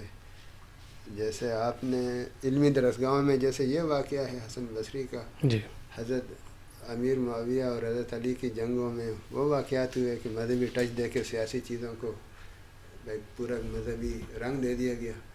تو ان چیزوں سے پھر علمی بحثوں کے بھی آغاز ہوا، تحریر و تقریر کا آغاز ہوا، مناظروں کا آغاز ہوا، تلواریں بھی چلیں، قلم بھی چلے، پھر سب چیزیں چلی. تو اس سے پھر پورا ایک علم، ایک چیز وجود میں آ گئی. سر جی، یہ جو اشاعرہ اور ماتریدیہ ہیں، ان کی کیا تاریخ ہے اور ان کا آپسی کیا اختلاف ہے اور ان کا وجود کیسے ہوا؟ اللہ اکبر. علامہ اقبال نے شیخ اشری کے بارے میں کہا ہے نا، یہ نکتہ میں نے سیکھا ابوالحسن سے. اس سے یہ ابوالحسن اشری مراد ہے. جی بعض لوگ سمجھتے ہیں حضرت علی کا شاید ذکر کریں، ان کی کنیت بھی وہ ہے نا، لیکن ان کے شارحین نے کہا اور بظاہر یہی لگتا ہے کہ وہ ابوالحسن اشری کی طرف اشارہ کر رہے ہیں. یہ نکتہ میں نے سیکھا ابوالحسن سے کہ جان مرتی نہیں مرگ بدن سے. یہ روح کی بقا کا جو مسئلہ جی ہے. جی تو دیکھیں اشاعرہ اور ماتریدیہ ایک لحاظ سے تو ایک ہی ہیں. کس طرح؟ مثلا جن چیزوں میں ابو منصور ماتریدی کا ابوالحسن اشری سے اختلاف نہیں ہے نا، ان میں سب اپنے آپ کو اشاعرہ کہتے ہیں. حنفی بھی اپنے آپ کو اشاعرہ کہتے ہیں، دیوبندی بریلوی سب اپنے آپ کو اشاعرہ ہی کہتے ہیں. لیکن چونکہ امام ابو منصور ماتریدی کا زمانہ شیخ اشری کے کوئی 50-60 سال یا 80 سال یا ایک صدی کے اندر ہی اندر متاخر ہے، ان کو یہ لگا کہ شیخ اشری نے بعض چیزوں میں بہت غلو کیا. انہوں نے کیونکہ انہوں نے معتزلہ کی آنکھیں دیکھی تھیں، بلکہ معتزلہ کے مناظر تھے. یہ تو آپ کے علم میں ہوگا. جی شیخ ابوالحسن اشری معتزلہ کے ساختہ پرداختہ تھے، ان کی گود میں پلے تھے، ان کی علمی درسگاہوں کے مناظر تھے. وہ بہت بڑی شخصیت تھی. اللہ کے ایک اصول ہے نا کہ لوہے کو لوہا کاٹتا ہے. اللہ نے معتزلہ کو رگڑا پھر انہی سے دلوایا. جب شیخ اشری جو ہیں وہ اعتدال کو ترک کر کے سنت کے اس میں آئے تو علمی درسگاہوں میں پھر اس نے صف ماتم بچھا دی معتزلہ کے درسگاہوں میں. تو اللہ تعالیٰ نے اس بندے سے بڑا کام لیا کہ معتزلہ جو دندناتے پھر رہے تھے درباروں میں، امیروں کی دیوڑیوں میں، اور عراق سے لے کر خراسان تک ہر جگہ، تو شیخ ابوالحسن اشری نے اللہ نے ان کے ذریعے ان کے زور کو توڑا. یعنی سنت نے ان کو اپنا امام مانا. انہوں نے علمی کام کیا، تحریری کام کیا، مناظرے کیے، شاگرد تیار کیے. بہت بڑی خدمات ہیں. اہل سنت کے مذہب کو، اصول فروع کو محفوظ کیا. مقالات الاسلامیین ان کی لاجواب کتاب ہے. جی اور کتنی کتابیں ہیں. مستشرقین نے اس کتاب کی تعریف کی ہے، مقالات الاسلامیین. میں نے ایک مستشرق کا پڑھا اور مجھے نام ذہن میں نہیں ہے. انہوں نے کہا ہے کہ شیخ اشری نے مقالات الاسلامیین میں اپنے مخالف فرقوں کا مذہب نقل کرنے میں کہیں خیانت نہیں کی. ہوتا ہے نا آدمی بعد پروپیگنڈا کر کے مخالف کی بات کچھ ہوتی ہے وہ کچھ کا کچھ بنا دیتا ہے. کہتے ہیں پوری دیانتداری کے ساتھ. کہتے ہیں ہم نے مطالعہ کیا ان کے جو بات ان کی جس طرح ہے اسی طرح انہوں نے نقل کی ہے اور پھر ان کا رد کیا ہے. تو شیخ ابوالحسن اشری رحمہ اللہ نے اصل میں اعتزال کے مقابلے میں میدان سنبھالا، اہل سنت کی کمان سنبھالی. اور پھر اللہ نے ان کو توفیق دی. انہوں نے پھر اصول فروع سب چیزوں میں کلام کے مقالات الاسلامیین میں اسلامی فرقوں کا بھی پورا انہوں نے تعارف کیا ہے. پھر ان کا محاسبہ کیا، ان کی ایک ایک چیز کو سامنے لایا ہے، اس پہ تبصرہ کیا ہے. بہت بڑی بات ہے.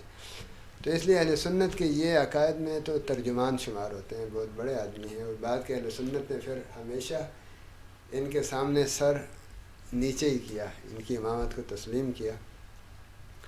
امام الحرمین ہیں، ان کے شاگرد ہیں امام غزالی ہیں. یہ اشری ستون ہیں یہ لوگ.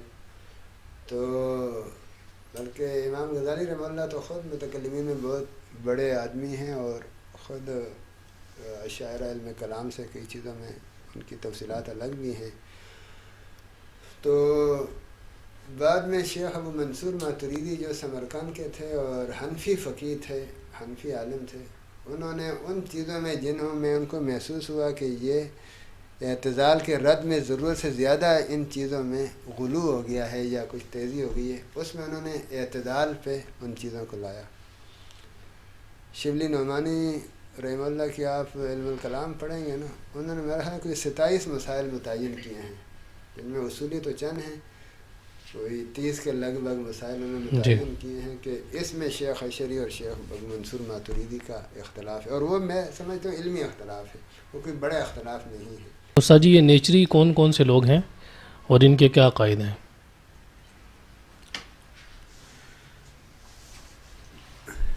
نیچر فطرت کو کہتے ہیں بظاہر. اور بر صغیر میں سر سید احمد خان صاحب مرحوم نے ایسی چیزیں چھیڑی تھیں. ان کا رسالہ تہذیب الاخلاق تھا اس زمانے میں کہ وہ فطرت کا بہت حوالہ دیتے تھے نا. جی. امور فطرت کا اور اس بیس پر وہ لوگ بہت سے خرق عادت چیزوں کا جیسے معجزات ہیں، کرامات ہیں، اس طرح کے واقعات اور امور جو مابعد الطبیعات سے اور مافوق العادت سے تعلق رکھتے ہیں تو اس کا انکار کرتے تھے. کیونکہ اس وقت نیوٹن کا فلسفہ بڑا پاپولر تھا یورپ میں، برطانیہ میں، اور ان کے اثر سے بر صغیر میں. تو نیوٹن کی جو تھیوریاں ہیں تو وہ ساری کائنات کی مادی توجیہ کرتے ہیں نا. جی. سبب اور مسبب، علت اور معلول، تو ان چیزوں کو بڑا حوالہ دیتے تھے. ویسے یہ خود ایک مستقل بحث ہے کہ آیا نیوٹن خود بھی یہی سمجھتا تھا، یہی کہتا تھا، یا اس کے فلسفے پہ ملحدین نے یہ لیول خود تھوپا ہے. بظاہر ایسا لگتا ہے کہ نیوٹن ایسا نہیں کہتا تھا جتنا ملحدین نے اس کے باتوں سے نتیجہ نکالا نا. مثلا یہ بات تو ٹھیک ہے کہ وہ کہتا تھا کہ یہ کائنات سبب مسبب کی زنجیروں میں جکڑی ہوئی ہے، اور اس نے اپنی مشہور تھیوریوں میں فلکیات کی، کروں کی، ان سب چیزوں کی ریاضیاتی توجیہ کی. تو اب یہ بات تو ٹھیک ہے کہ اللہ تبارک و تعالیٰ کی جو ایک عادت ہے، یعنی جس کو عادت اللہ آپ کہہ لیں، دنیا کے نظام میں وہ سبب مسبب کے تحت ہی اللہ تعالیٰ اس نظام کو چلا رہے ہیں. لیکن اس کا یہ مطلب تو نہیں کہ اللہ تبارک و تعالیٰ اس کے علاوہ کوئی اور طریقہ برتنے پہ قادر نہیں ہے. جی. تو دیکھیں معجزات اور کرامات میں اللہ اپنی یہی شان دکھاتے ہیں کہ دنیا میں ہم نظام تو سبب مسبب کے تحت چلاتے ہیں کہ ایک چیز کی ایک سبب ہوتا ہے. مثلا آپ بیج بوئیں گے تو پھر زمین سے اناج اگے گا نا، اور ملاپ ہوگا نر مادے کا تو اس سے توالد تناسل ہوگا ہر جاندار مخلوق میں، بلکہ یہ تو نر مادہ نباتات میں بھی چلتا ہے. جی. لیکن دیکھیں اللہ نے حضرت عیسیٰ علیہ السلام کو بغیر باپ کے پیدا کر کے دکھا دیا کہ یہ قانون خود ہمارا ایک طریقہ ہے، ہم اس کے پابند نہیں، ہم اس کے خلاف بھی کر سکتے ہیں. اور اللہ تبارک و تعالیٰ نے حضرت صالح علیہ السلام کے لیے پتھر سے، چٹان سے، پہاڑی سے اونٹنی برآمد کر کے دکھا دیا کہ ہم سبب کو معطل کر کے بغیر سبب کے بھی کوئی چیز تخلیق کرنے پہ قادر ہیں. لیکن نیوٹن نے کائنات کی جب اس طرح ریاضیاتی توجیہ کی تو اس سے ملحدین نے یہ نتیجہ نکالا کہ چونکہ ہر چیز کا ایک سبب موجود ہے لہذا کسی خدا کی ضرورت نہیں. جی. ہر چیز کا ایک سبب موجود ہے تو کسی خدا کی ضرورت نہیں ہے. تو یہ اس وقت کا ایک ماڈرنزم تھا نا، اس وقت کی تجدد پسندی تھی، یعنی فطرت کا نام لینا، امور فطرت کا نام لینا، خرق عادت کا انکار کرنا، مابعد الطبیعات کا انکار کرنا. تو سر سید بھی اس کے زیر اثر معجزات کا، اس طرح کی چیزوں کا انکار کرتا تھا اور اس کو کہتا تھا یہ فطرت کے خلاف ہے، فلاں چیز فطرت کے خلاف ہے، فلاں چیز فطرت کے خلاف ہے.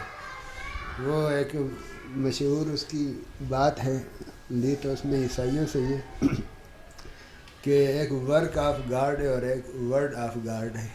جی. جی. تو ورک آف گاڈ اور ورڈ آف گاڈ میں ٹکراؤ نہیں ہو سکتا. اب یہ بات تو ٹھیک ہے کہ ورک آف گاڈ اور ورڈ آف گاڈ میں ٹکراؤ نہیں ہوتا، لیکن وہ دنیا کی ظاہری طبیعتی چیزوں کو بنیاد بنا کے، چونکہ یہ ورک آف گاڈ صرف اور صرف یہ ہے، لہذا جو ورڈ آف گاڈ اس کے خلاف ہوگا وہ قابل قبول نہیں ہوگا. تو اس طرح وہ فطرت کا نام لے لے کے نا بہت سے مابعد طبیعتی حقائق کا، غیبی حقائق کا اور خیر کی عادت امور کا انکار کرتے تھے، تو نیچر کا نام لیتے تھے فطرت کا، تو ان کا نام نیچر ہی پڑ گیا۔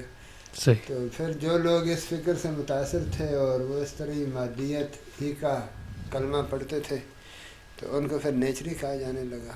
اس نے پھر مختلف برگ و بار نکالے، مختلف شکلوں میں، روپوں میں، یہ پچھلی صدیوں میں یہ چیزیں چلتی رہی، تفصیل کا وقت نہیں۔ جی جیسے انکار حدیث کی بھی آپ جڑیں دیکھیں تو وہ بھی انہی کے ساتھ جا کے ملتی ہیں۔ جی جی۔ شوسا جی، یہ قادیانی فرقہ کون سا ہے اور یہ کس بنیاد پر اہل سنت سے علیحدہ ہوا؟ عمومی طور پر لوگوں کو تو اس چیز کا علم ہے، لیکن پھر بھی جو نوجوان نسل ہے اس کے لیے ایک مختصر سا تعارف ہو جائے اس کا۔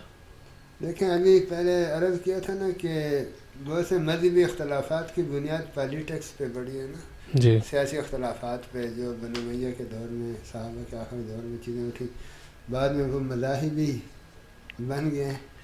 وہ مرزا غالب نے کہا تھا نا، ہم موحد ہیں، ہمارا کیش ہے توحید غالب، ملتیں جب مٹ گئیں اجزائے ایمان ہو گئی۔ تو انہی مذہبی اختلافات پر گویا کہ اس نے ایک یہ تبصرہ کیا ہے۔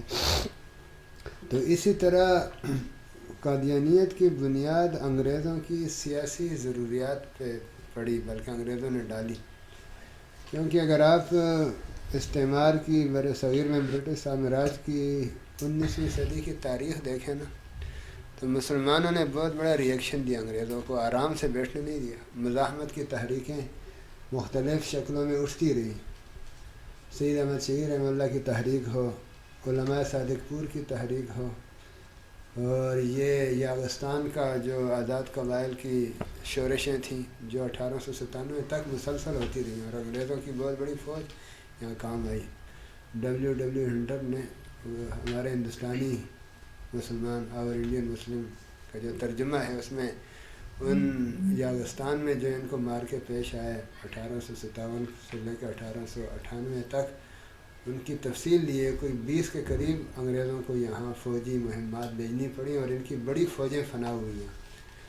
تو یہ مزاحمت کی تحریکیں پوری صدی میں اٹھتی رہی۔ انگریزوں کو اس کا انہوں نے مختلف طور کیے، جیسے وہابیت کا ایک پروپیگنڈا انہوں نے لانچ کیا، یہ بھی عوام میں اور ان میں جو مزاحمتی طبقے تھے، تحریکیں تھیں، ان میں توڑ پیدا کرنے کے لیے، ایک دوسرے سے کاٹنے کے لیے ان پر وہابیت کا جس طرح الزام لگایا، اس سے بہت بڑا فائدہ انہوں نے اٹھایا۔ تو اسی طرح انہوں نے ایک یہ چیز کی کہ جہاد کا جو جذبہ ہے مسلمانوں میں، اور ہر 2-4 سال بعد یہ اٹھ پڑتے ہیں، سامراج کو تسلیم نہیں کرتے، بدیسی سامراج کو، تو اس کا کوئی توڑ ہو۔ تو مستشرقین تو ان کا جو ہے علمی مواد تو مستشرقین ان کو فراہم کرتے تھے نا، اور اسلام کا بڑا گہرا مطالعہ کرتے تھے، اسلام کی چھوٹی چھوٹی چیزیں دوربین سے دیکھ کے پھر رائی کا پہاڑ بنا کے پیش بھی کرتے تھے، اور مسلمانوں کی نفسیات کو بھی وہ سمجھتے تھے۔ تو انہوں نے یہ نتیجہ نکالا کہ جہاد کے خلاف ہم پروپیگنڈا کریں تو یہ تو ان کی ایک مذہبی چیز ہے نا، قرآن مجید کا ایک حکم ہے، تو اس سے تو یہ باز نہیں آئیں گے، تو اس کا مذہبی توڑ ہی ہونا چاہیے۔ تو اب انہوں نے اپنی سوچ سمجھ کے مطابق یہ سمجھا کہ مذہب میں ترمیم کا حق نبی کو ہی ہوتا ہے، نبی ہی مذہب کا شارع ہوتا ہے، ترجمان ہوتا ہے، اللہ کا نمائندہ ہوتا ہے۔ تو کوئی نبوت کا اس طرح چکر چلایا جائے کہ ایک آدمی کو نبی لانچ کیا جائے، عوام میں اس کا اعتبار بٹھایا جائے اور پھر وہ ترمیم کرے، تو یہ ان کی ایک سیاسی ضرورت تھی، یعنی انہوں نے جس طرح اور بہت سے توڑ کیے نا اس مزاحمتی تحریکوں کے، تو ایک یہ چیز تھی۔ تو اب تفصیلات تو تاریخ میں محفوظ ہیں کہ مرزا قادیانی کیا تھا، منشی تھا سیالکوٹ کی کچہریوں میں، کس طرح انگریزوں کے ساتھ اس کی میل ملاقاتیں، انگریز جو اوپر کے افسر تھے، پھر ان کا ان کو تربیت کرنا، لانچ کرنا، یہ ساری چیزیں تاریخ کا حصہ ہے نا۔ تو اس طرح یہ سلسلہ شروع ہوا، لیکن وہ بتدریج، جیسے پہلے اس نے مہدیت کا دعویٰ کیا، اب ایک مہدی کا انتظار تو تھا ہی، کیونکہ مسلمان تو مہدی کو سمجھتے ہیں کہ قیامت سے پہلے آئیں گے، اور ایسا جب حالات مسلمانوں پہ آ جائیں تو عموماً ان کی ایک امید اس پہ قائم ہوتی ہے۔ تو اس نے درجہ بدرجہ پہلے مہدی کا، پھر مسیح کا، پھر ذلی بروزی نبی ہونے کا دعویٰ کیا۔ اور پنجاب تو اس حوالے سے زرخیز سرزمین ہے کہ یہاں ہر فتنہ اس کے برگ و بار دکھانے کا پورا ماحول، سازگار ماحول مل جاتا ہے۔ تو یہاں یہ فتنہ برگ و بار لایا، اس لیے اس کو انگریزی نبوت بھی کہتے ہیں، انگریز کا خود کاشتہ پودا بھی کہتے ہیں۔ اور اس نے جو کچھ اس کے انگریزوں نے مقاصد حاصل کیے، جو مسلمانوں میں توڑ پیدا کیا، جو نقصان ہوا، وہ تاریخ کا حصہ ہے، بہت بڑا ناقابل تلافی نقصان ہوا۔ جی تو سر یہ قرآنی فرقہ کون سا ہے؟ اس کو چکڑالوی فرقہ بھی کہتے ہیں، تو یہ فرقہ کون سا ہے؟ اس کا بھی مختصر اگر تعارف ہو جائے۔ دیکھیں، انگریزوں کو جس مزاحمت کا سامنا تھا نا، ہندو مسلمان سب مزاحمت کر رہے تھے، لیکن مسلمانوں سے سلطنت چھنی تھی۔ مسلمان ہی 800 سال سے ہندوستان کی قیادت کر رہے تھے، اور اس میں خاص طور پر مسلمان علماء، مسلمان نواب، رئیس، دیندار مسلمان، یہ سب لوگ پیش تھے انگریز کے خلاف مزاحمت میں، اور انگریز کو ان لوگوں نے چین سے نہیں بیٹھنے دیا۔ تو انگریزوں نے ان کو توڑنے کے لیے، جیسے میں نے عرض کیا، قادیانیت ہو یا نیچریت ہو، یہ چیزیں، تو پھر اسی کے برگ و بار میں سے، یا اس کا شاخسانہ سمجھ لیں یا اس کی مختلف شکلیں سمجھ لیں، تو عبداللہ چکڑالوی یہ ایک آدمی نے بہتی گنگا میں ہاتھ دھونے کے لیے وہ بھی سامنے آیا، کیونکہ اس کے اگر آپ پیچھے جائیں گے نا تو سر سید بھی یہ چیز سمجھتا تھا، اور اس کے ہاں بھی حدیث کی اتنی اہمیت نہیں ہے، کیونکہ ان لوگوں کو یہ پتہ تھا کہ اسلام کی باڑھ حدیث لگاتی ہے۔ قرآن میں تو اتنا آفاقی مضامین ہے کہ اس کو کسی بھی پیرائے میں تعویل کر کے اس کو موڑ سکتے ہیں نا، حدیث حد بندیاں کرتی ہے، تو حدیث سے پیچھے چھڑایا جائے تو قرآن میں منمانی تفسیریں میں چل سکتی ہیں، سب کچھ بھی۔ تو گویا کہ اس کا ایک روپ یہ بھی تھا کہ حدیثوں کا انکار کیا جائے، تاکہ قرآن جو ہے ایک بازیچہ اطفال بن جائے اسکالروں کے ہاتھ، مستشرقین کے ہاتھ، مسلمانوں کو اس کی کوئی بھی تعویل کر کے مطمئن کر دیا جائے کہ تمہارے مذہب کے بھی یہ تقاضا ہے۔ تو یہ انکار حدیث کا فتنہ بھی اسی سلسلے کی ایک کڑی ہے، جو انگریزی ضرورت تھی، انگریزی سامراج کی ضرورت تھی۔ عبداللہ چکڑالوی، پھر اسلم جے راجپوری، اس کے بعد غلام احمد پرویز، تو یہ پورا ایک تسلسل سے یہ انکار حدیث کا سلسلہ یہاں چلتا رہا، اور اس کی مزاحمت بھی ہوئی علمی درسگاہوں میں بھی، لٹریچر میں بھی۔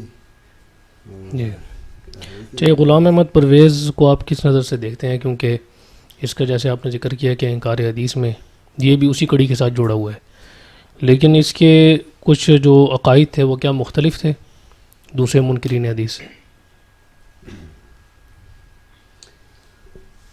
دیکھیں، وہ کہتے ہیں نا 900 چوہے کھا کے بلی حج کو چلی۔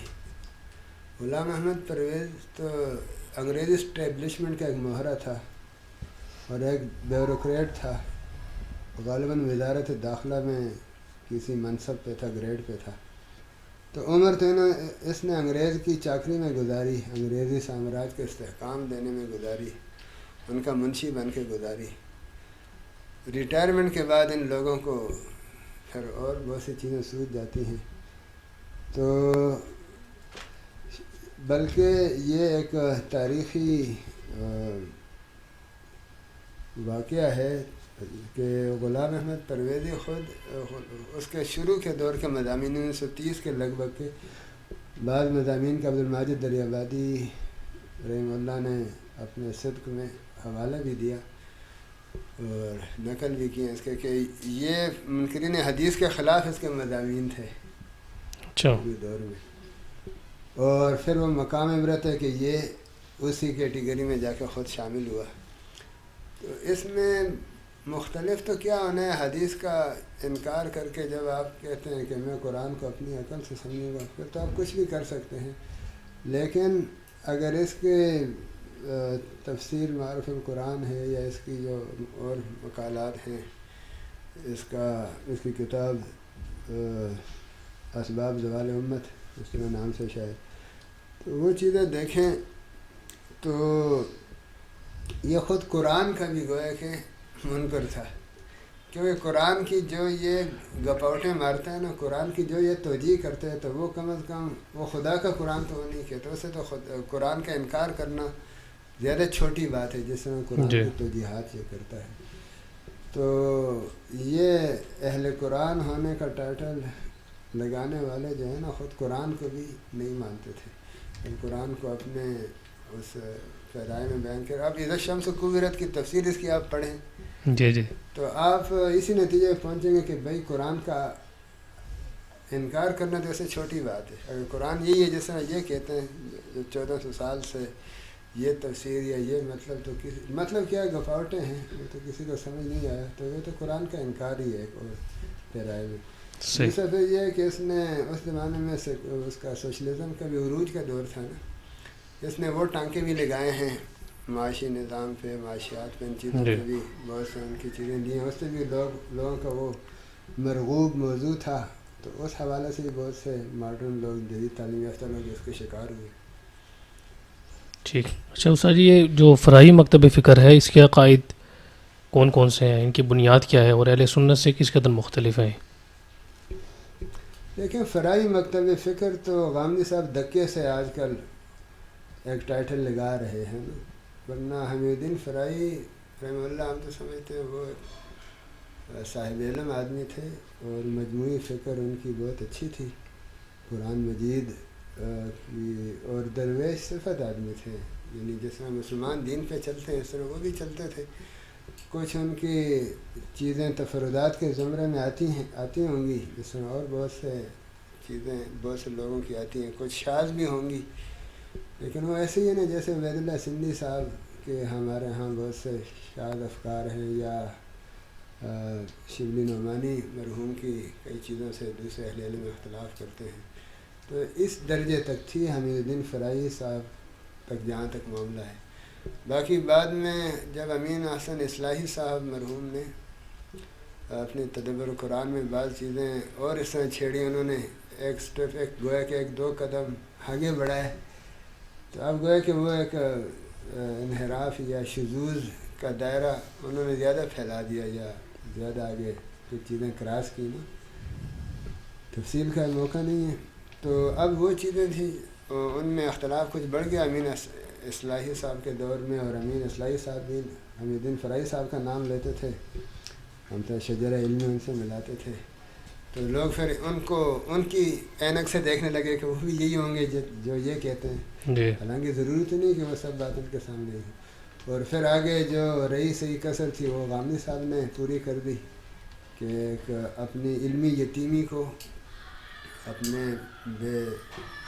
بے سر و پا ہونے کو دور کرنے کے لیے ایک سایہ فرائی مکتب فکر کے نام سے اپنا شجر نسب اس میں ملایا، ورنہ فرائی صاحب آج حیات ہوتے تو کیا وہ یہ باتیں اس طرح پیش کرتے یا مانتے یا قبول کرتے ان باتوں کو جو غامدی صاحب دین کو جس چوکھٹے میں پیش کر رہے ہیں، مغربیت کے چوکھٹے میں، بظاہر ایسا تو نہیں ہے۔ ٹھیک۔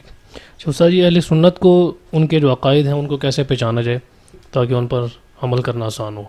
یہ آخری سوال ہے، یہ اس وجہ سے بھی بڑا اہم ہے کہ جتنی بھی بحث ہماری گزری ہے عقائد کے حوالے سے، تو اس کے بعد لوگ مزید کنفیوز نہ ہوں اس سلسلے میں، اور ان کے لیے یہ جاننا آسان ہو کہ اہل سنت کے عقائد کون سے ہیں اور ان پر عمل کیسے کیا جائے،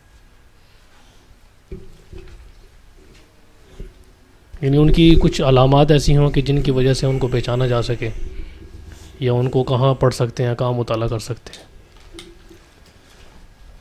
دیکھیں جی، امام مالک رحمہ اللہ کا ایک مقولہ مشہور ہے کہ اس امت کے آخری حصے کی اصلاح اسی طریقے پر ہوگی جس طرح اس امت کے اول حصے کی اصلاح ہوئی، یعنی دین کی جو روایت صحابہ سے چلی آ رہی ہے نا، تو آخر تک یہی معیار ہوگی۔ اگر امت نے اصلاح پہ رہنا ہے تو انہوں نے اسی چیز پہ چلنا ہوگا جو مان علیہ و اصحابہ ہے۔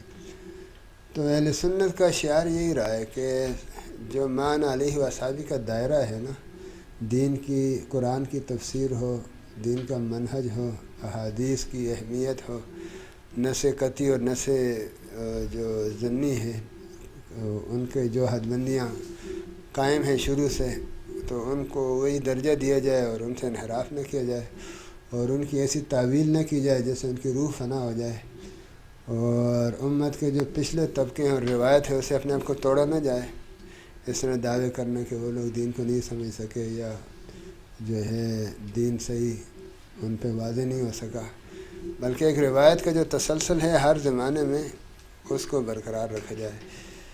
تو باقی زمانے کے حالات میں جو تبدیلی آ جاتی ہے رہن سہن میں، تمدن میں، کلچر میں، ثقافت میں، عرف و عادت میں، تو وہ تو ہر زمانے میں اس کو قبول کیا جاتا ہے، اور دین میں یہ وسعت پہلے سے ہی موجود ہے کہ اس کے مطابق دین کے احکام کی تعبیر کی جاتی ہے، اور اسی کو تجدید کا دائرہ سمجھ لیں۔ جو مجددین ہیں سنت کے انہوں نے یہی تو کیا ہے نا کہ بدلے ہوئے حالات میں دین کے تعلیمات کو اس طرح انہوں نے تعبیر کیا، پیش کیا، امت کی تربیت کی، رہنمائی کی۔ باقی دوسری چیز جو تجدد ہے نا کہ دین کی روح کو فنا کیا جائے، نصوص کے روح کو، اور سلف کا جو ایک منہج چلا آ رہا ہے سب دین کے شعبوں میں اس سے بغاوت کی جائے، انحراف کیا جائے، اور ایک نئی چیز اپنے آپ سے غیروں کے کلچر، ثقافت، تمدن کو بنیاد بنا کے، عرف و رواج کو اور اجتماعیت کو بنیاد بنا کے پورے دین کو اس چوکٹے میں فٹ کیا جائے، اور وہ جب فٹ نہیں ہوتا زبردستی ٹھونسا جائے اور یہ کہا جائے کہ اس کے برخلاف جو پہلے تھے ان کا فہم ہی صحیح نہیں تھا، تو یہ چیز تو غلط ہے۔ تو آج یہی دیکھنا چاہیے کہ سلف کی اس متواتر روایت پہ کون چل رہے ہیں، اس کو کون نبھا رہے ہیں، اور بدلے ہوئے حالات میں حالات کے تقاضوں کے مطابق کون ان چیلنجز کا سامنا کر رہا ہے اور دین کی اصلی شکل کو باقی رکھ کر اس پہ عمل کرتا ہے۔ تو اہل سنت ہیں، اور جو اس چیز کو قبول نہیں کرتے تو وہ مختلف منحرف لوگ ہیں۔ ان کے لیے بھی فائدے کی بات یہی ہے کہ وہ اپنی بنیادوں کی طرف واپس آ جائیں، بیک ٹو بیسز۔ وہ کہتے ہیں نا اپنی مٹی پہ چلنے کا سلیقہ سیکھو، سنگ مرمر پہ چلو گے تو پھسل جاؤ گے۔ صحیح۔ اب ان کے عبد الرحمن صاحب کے کچھ سوالات ہوں گے تو یہ آپ سے کر لیتے ہیں۔ اچھا، اس میں آپ کے سوال کی ایک تکمیلی بات یہ ہے کہ دیوبندی ہوں، بریلوی ہوں، اہل حدیث ہوں، یہ بنیادی طور پر اہل سنت ہیں، اور الحمدللہ تینوں طبقے سلف صالحین سے جو دین چلا آ رہا ہے صحابہ تابعین سے اس روایت سے جڑے ہوئے ہیں اور جڑے رہنا ہی چاہتے ہیں، تو یہ بہت بڑی بات ہے۔ تو یہ اہل سنت کے مختلف روپ ہیں۔ باقی ان لوگوں کو جو ایک دوسرے سے بدگمانیاں ہیں اور پھر ایک دوسرے کے خلاف بد زبانیاں ہیں نا، اس سے کام خراب ہوتا ہے۔ باقی جو ٹھیک ہے ان کے جو اہل علم جس طرح سمجھتے ہیں بہت سی چیزوں کو، ان کو صحیح سمجھتے ہیں تو اس کے وہ ذمہ دار ہیں۔ جیسے ہم بہت سی چیزوں کو بدعت کہتے ہیں، بریلوی ان کو بدعت نہیں سمجھتے، تو ٹھیک ہے، وہ نہیں سمجھتے تو وہ اس پہ ان کو مبارک ہو، ہم سمجھتے ہیں۔ ان کو کوئی حق نہیں کہ وہ ہمیں کہیں کہ نہیں ہم جس طرح سمجھتے ہیں تو اس طرح ان چیزوں کو سمجھو۔ ہمیں اگر وہ نہیں مانتے ہم اپنی بات تو پیش کر سکتے ہیں، ان کو سمجھ آتی ہے ٹھیک ہے، ورنہ ٹھیک ہے وہ اپنے اس پہ رہیں۔ تو جب اہل سنت پر قائم ہے، صحابہ تابعین، تبع تابعین پہ اعتماد اعتقاد ہے سب کو، اور امت کی متواتر روایت سے ہی جڑے ہوئے ہیں، کلچر میں، ثقافت میں، تہذیب میں، رہن سہن میں، معاشرت میں، تو پھر ایک دوسرے کے خلاف ان کی اتنی شدت پسندی کیوں ہے؟ اس میں کوئی خارجی اسباب بھی ہوتے ہیں، کچھ خود ان کی اپنی شاید ناقبت اندیشی بھی ان کے بہت سے لوگوں کی ہے۔ یہی وجہ ہے کہ تینوں جو طبقے ہیں ان کے جو سلجھے ہوئے لوگ ہیں وہ اس طرز عمل سے الرجک ہیں، اس کو پسند بھی نہیں کرتے، اس میں حصہ بھی نہیں لیتے، اور یہی بہتر بات ہے۔ تینوں اہل سنت ہیں، تینوں کے اہل سنت کے دائرے میں ہی رہنا چاہیے، اور ایک دوسرے کو دھکیل کے باہر نہیں نکالنا چاہیے۔ باقی خود احتسابی ہر ایک کو کرتے رہنا چاہیے، ہو سکتا ہے ہر ایک کی بہت سی چیزیں ٹھیک ہوں، بہت سی چیزیں غلط ہوں، ان کی اصلاح کر لیں، وہ خود کریں آپس میں، لیکن ایک دوسرے کے خلاف لٹھ لے کے نہ پڑے رہیں، اس سے کوئی فائدہ نہیں، اور اس سے فائدہ ہوتا تو اب تک ہو جاتا۔ پچھلی 1.5 صدی سے ہم ان کی سر پھٹول دیکھ رہے ہیں۔ ٹھیک ہے، آپ کے سوالات ہو تو کر لیں۔ مفتی صاحب، ہمارے ہاں ایک طبقہ توحید کی 3 اقسام کرتا ہے، وہ کہتا ہے کہ توحید ربوبیہ میں ہوتی ہے، الوہیہ میں ہوتی ہے، اور اسماء صفات میں ہوتی ہے، تو ایسی تقسیم سلف سے ثابت ہے؟ نہیں، دیکھیں یہ اقسام کرنا ایک تعبیر ہے نا سمجھنے کے لیے، ایک بات قرآن مجید میں ہے، اس کو آپ اور طرح سمجھتے ہیں، میں اور طرح سمجھنا چاہتا ہوں، تو اس حد تک تو کوئی بات نہیں، لیکن اس پہ اصرار کرنا کہ نہیں یہی قسمیں ہیں اور اسی چوکٹے یا اینک میں ہر چیزوں کو پھر ججمنٹ کرنا، یہ بات غلط ہوگی۔ ایک تعبیر کا انداز ہے، وہ اگر اس طرح سمجھتے ہیں تو ان کو سمجھتے رہیں، لیکن ان کو یہ حق نہیں کہ دوسرے توحید کی کچھ اور تشریح یعنی اور طریقے سے اس کی درجہ بندی یا تقسیم کرتے ہیں تو وہ ان کو غلط کہیں۔ یہ ایسے ہی ہے نا، جیسے بنفشہ جو ہے وہ زکام میں مفید ہے نا، تو اب بنفشے سے 10 قسم کے مرکبات بن سکتے ہیں، معجونیں بنتی ہیں، جوشاندے بنتے ہیں، تو وہ ایک طریقہ ہوتا ہے علاج کا، تو سب ٹھیک ہے، اس میں تو وہ چیز جو خاصیت ہے مختلف شکلوں میں آ رہی ہے۔ تو ایک چیز ہے، اس کو اپنی تعبیر کی آسانی کے لیے، فہم کی آسانی کے لیے مختلف اہل علم بھی مختلف طریقے سے تعبیر کرتے ہیں، اس حد تک تو کوئی حرج نہیں، لیکن اس پہ اصرار نہیں کرنا چاہیے اور ان چیزوں میں غلو نہیں کرنا چاہیے، اور ایسی تقسیم کرنے والا واقعی صاحب علم ہو کہ وہ جو ہے نا اندھیروں میں ٹانگٹوئیاں نہ مار رہا ہو، ادھر ادھر کی خواہ کی باتیں نہ بنا رہا ہو۔ اچھا، اگلا سوال یہ ہے کہ برائی ایول جو ہے یہ خدا نے بنایا ہے، کیونکہ معتزلہ جو تھے وہ کہتے تھے کہ نہیں یہ انسان کا اپنا عمل ہے، خدا کے لیے ایٹریبیوٹ نہیں کیا جا سکتا کہ وہ برائی پیدا کرتا ہے، لیکن اشاعرہ اور ماتریدیہ میں یہ ہے کہ ایول جو ہے وہ خدا نے بنایا ہے، لیکن پھر انسان کے پاس چوائس چھوڑ دی ہے کہ وہ اس سے عمل کریں یا نہ کریں، تو خدا نے ایول بنایا ہے یا ہمارے اپنے برے اعمال ہیں؟ دیکھیں، خالق تو ہر چیز کا اللہ ہے، خیر ہو یا شر ہو، کفر ہو یا ایمان ہو، جنت ہو یا جہنم ہو، زہر ہو یا تریاک ہو، پھول ہو یا کانٹا ہو، صبا ہو یا سرسر ہو، اندھیرا ہو یا اجالا ہو۔ اب اندھیرا ہمارے لیے بظاہر شر ہوگا، لیکن تخلیق کے لحاظ سے شر نہیں ہے نا، سام یا بچھو ہمارے لیے شر ہوگا، لیکن اللہ کی تخلیق اور صنعت کے کارنامہ ہونے کے لحاظ سے تو شر نہیں ہے۔ تو اس طرح برائی تو آپ کے ذہن میں کوئی چھوٹا تصور ہو تو بڑے سے بڑی برائی تو کفر ہے نا، تو خود کفر کا خالق اللہ ہے، تو ہر چیز کا خالق تو اللہ ہی ہے، خواہ خیر ہو یا شر ہو۔ یہ اہل سنت کا موقف رہا ہے، اور اہل سنت کا اس پر بہت بڑا وہ جو ہے علمی بحثیں رہی ہیں معتزلہ وغیرہ سے، جو کہتے تھے کہ انسان جو ہے وہ خالق ہے، اہل سنت کہتے ہیں کہ انسان کاسب ہے، خالق ہر چیز کا اللہ تعالیٰ ہے۔ لیکن جزوی طور پر ایسا لگتا ہے کہ ادب کا تقاضا یہ ہے کہ اللہ کی طرف جو ہے نا ایسا تعبیر اس طرح اختیار نہ کی جائے، کیونکہ ادب بھی ایک چیز ہوتی ہے نا۔ مثلا میں آپ کو قرآن مجید سے ایک مثال دوں، آپ سمجھ جائیں گے۔ اہل سنت کو اللہ تعالیٰ نے یہ توفیق دی ہے کہ وہ باتوں کی حقیقت بھی سمجھتے ہیں، لیکن ادب کے دائرے میں بھی رہتے ہیں، دونوں چیزوں کو نبھاتے ہیں، یہ بہت بڑی بات ہے۔ قرآن میں جہاں 16واں پارہ شروع ہوتا ہے نا، سورہ کہف ہے، تو وہاں پر حضرت خضر اور حضرت موسیٰ علیہ السلام کا مکالمہ پیچھے سے چلا آ رہا ہے، تو وہاں جب حضرت خضر ان سے الگ ہونے لگے، موسیٰ علیہ السلام اب جدا ہونے لگے کہ میرا اور آپ کا تو گزارا نہیں چلے گا، آپ صاحب تکوین میں صاحب تشریح ہوں، تو پھر حضرت خضر نے اپنے 3 کاموں کی توجیح کی کہ میں نے یہ قتل کیوں کیا تھا اور دیوار کیوں سیدھی کی وغیرہ نا، کشتی کیوں توڑا تھا۔ تو اب وہاں دیکھیں، یہ مفسرین نے یہ نقطہ وہاں اٹھایا ہے، اللہ تعالیٰ مفسرین کو جزائے خیر دے، انہوں نے قرآن کی جو موتی ہیں نا وہ چنے، قرآن کے سمندر سے بڑے موتی نکالے ہیں۔ تو وہاں پر حضرت خضر جب یہ کہتے ہیں نا کہ یہ دیوار گر رہی تھی، تیرے رب نے چاہا کہ اس کو سیدھا کر لے کیونکہ اس کے نیچے یتیموں کا خزانہ ہے، وہاں نسبت رب کی طرف کی کہ تیرے رب نے چاہا۔ اور آگے جہاں بچے کی قتل کی بات ہے نا، تو قتل کرنا بظاہر ایک ظالمانہ فعل ہے، تو وہاں حضرت خضر نے یہ نہیں کہا کہ تیرے رب نے چاہا کہ اس بچے کو قتل کیا جائے، حالانکہ اللہ کی مشیت سے کیا، وہاں نسبت اپنی طرف کی ہے کہ ہم نے یہ ارادہ کیا کہ اس بچے کو مار دیں کہ اس کی سرکشی کی وجہ سے اس کے ماں باپ سرکشی میں نہ پڑے۔ تو یہاں مفسرین نے اہل سنت نے نقطہ اٹھایا کہ دیکھیں اس قتل کی مشیت بھی اللہ کی طرف سے تھی، اللہ کے تکوینی حکم پہ انہوں نے مارا، دیوار بھی انہوں نے سیدھی کی، لیکن ہمارے لحاظ سے وہ دیوار سیدھی کرنا ایک رفاعی اچھا کام تھا اور بچے کو مارنا ایک ظالمانہ فعل تھا۔ تو یہاں حضرت خضر نے اس واقعے کی نسبت اللہ کی طرف کی، دیوار سیدھی کرنے کی، اور بچے کو قتل کرنے کی نسبت اپنی طرف کی۔ تو خالق ہر چیز کا اللہ ہے، چوری، جھوٹ، قتل، خیانت، کفر، فسق و فجور، سب چیزوں کا خالق اللہ ہے۔ لیکن اگر ہم یہ کہیں کہ نعوذ باللہ جھوٹ کا خالق اللہ ہے، تو یہ ایک بے ادبی کی تعبیر ہے. ہمیں ایسا کہنے کی کیا ضرورت ہے؟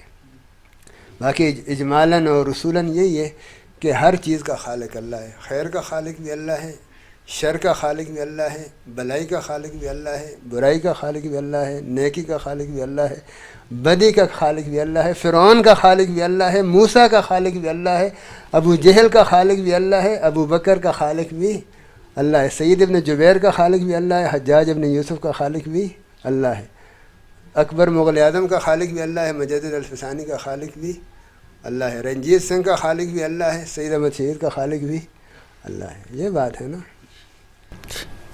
اچھا مجھ سے اگلا سوال یہ ہے کہ فلسفے کو استعمال کر کے خدا کا وجود ثابت کرنا، جس طرح اسلامک فلاسفر جو تھے ابن سینا ہو گئے، ملا صدرہ ہو گئے، انہوں نے کیا بھی ہے.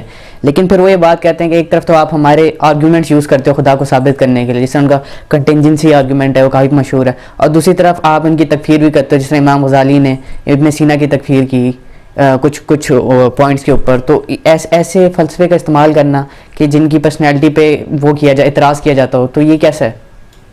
دیکھیں فلسفے کی تعریف کیا ہے. ہمارے عربی فلسفے میں جو فلسفے کی تعریف کی جاتی ہے، اور وہی تعریف الفاظ کے رد و بدل کے ساتھ سب ہی کرتے ہیں کہ فلسفہ نام ہے حقائق الاشیاء تک پہنچنے کا. کائنات کی جتنی بھی چیزیں ہیں، خود یہ پوری کائنات ہے، زندگی ہے، حیات ہے، انسان ہے، کائنات ہے، کائنات اور انسان کا تعلق ہے، خالق اور مخلوق کا تعلق ہے. تو حقائق الاشیاء تک پہنچنا یہ فلسفے کا موضوع ہے. تو کیا شریعتوں کا یہ موضوع نہیں ہے؟ انبیاء کا یہ موضوع نہیں ہے؟ یہ موضوع ہے. اختلاف یہاں ہوتا ہے کہ اشیاء کے حقائق تک پہنچنے کے سورسز کیا ہوں گے، ذرائع کیا ہوں گے. تو اس میں پھر انبیاء کا کہنا یہ ہے کہ جہاں تک طبیعت کا دائرہ ہے وہاں تو حقائق تک پہنچنے کے لیے عقل اور حواس کافی ہیں، لیکن جہاں مابعد الطبیعت شروع ہوگی وہاں حقائق تک پہنچنا، وہاں عقل لنگڑی ہے، عقل وہاں عاجز محض ہے، وہ کچھ بھی نہیں کر سکتی، کیونکہ اس کو اس کی الف بے تک کا پتہ نہیں ہے غیبیات کی نا، کہ عرش سے اوپر کیا ہے، ازل میں کیا تھا، زمین کے کائنات کی پیدائش سے پہلے کیا تھا، ابد میں کیا ہے، موت کے بعد کیا ہوگا، اللہ کی صفات کیا ہیں، اللہ کے کمالات کیا ہیں، اور خود انسان کی حقیقت کیا ہے، انسان کا آغاز کیا ہے، انسان کی زندگی کا مقصد کیا ہے، اللہ تبارک و تعالیٰ کن چیزوں سے خوش ہوتے ہیں، کن سے ناخوش ہوتے ہیں. یہ مابعد طبیعت کے سوالات ہیں.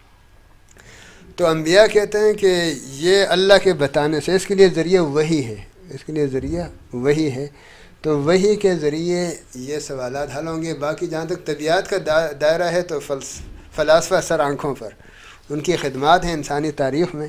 انہوں نے فزکس ہمیں حل کر کے دی، انہوں نے فلکیات اور کیمسٹری کی چیزیں آج یعنی انسانی دماغ سوزیوں کا نتیجہ ہے نا. تو جب مسلمان فلاسفر بھی تھے نا، وہ یہ حد بندی کرتے ہیں کہ ہم طبیعت میں جو ہے عقل کی روشنی میں چلیں گے، مابعد الطبیعت میں نبی کا دامن تھام کے چلیں گے، وحی کی انگلی پکڑ کے چلیں گے. اب امام غزالی رحمہ اللہ نے ابو علی سینا کی تکفیر 3 مسئلوں میں کی ہے تحافت الفلاسفہ میں، اور تینوں مسئلے مابعد الطبیعت کے ہیں، اور طبیعت میں خود ان کے قائل ہیں کہ ان لوگوں کا بڑا احسان ہے. اور انہوں نے اہل علم کو مشورہ دیا ہے کہ طبیعت میں کبھی بھی فلاسفہ سے چھیڑ چھاڑ نہ کرو، ان کا احسان سمجھو، کیونکہ ان لوگوں کی خدمات ہیں فزکس کے میدان میں بھی، میڈیکل کے میدان میں بھی، اور فلکیات میں اور چیزوں میں. ان لوگوں نے دماغ سوزیاں کی، عمریں لگائی ہیں، چیزیں ہمیں حل کر کے دی ہیں.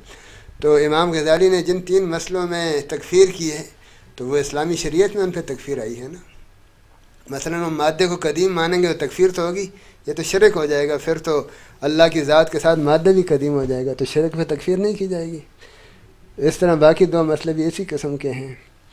تو فلاسفہ جو ہے نا، وہ اگر اپنے دائرے میں رہیں تو ہم فلسفے کو اسی حد تک لیتے ہیں کہ وہ طبیعت کے دائرے میں ہمارا معاون ہے، اور ماضی کے فلاسفہ کا کام جو ہے ہمارا رہبر ہے، وہ جو ہے ہمارے لیے روشنی کا سامان ہے. لیکن مابعد الطبیعت کے دائرے میں نہ ان کی فیلڈ تھی، نہ ان کو حق تھا اس میں گھسنے کی، اور انہوں نے جو کچھ کہا ہمیں اس کی ضرورت بھی نہیں ہے. ہمیں اللہ نے حضور کی شریعت دی ہے، قرآن دیا ہے، اور غیبی علوم سے سارے انکشافات اللہ نے ہمارے سامنے کر دیے ہیں.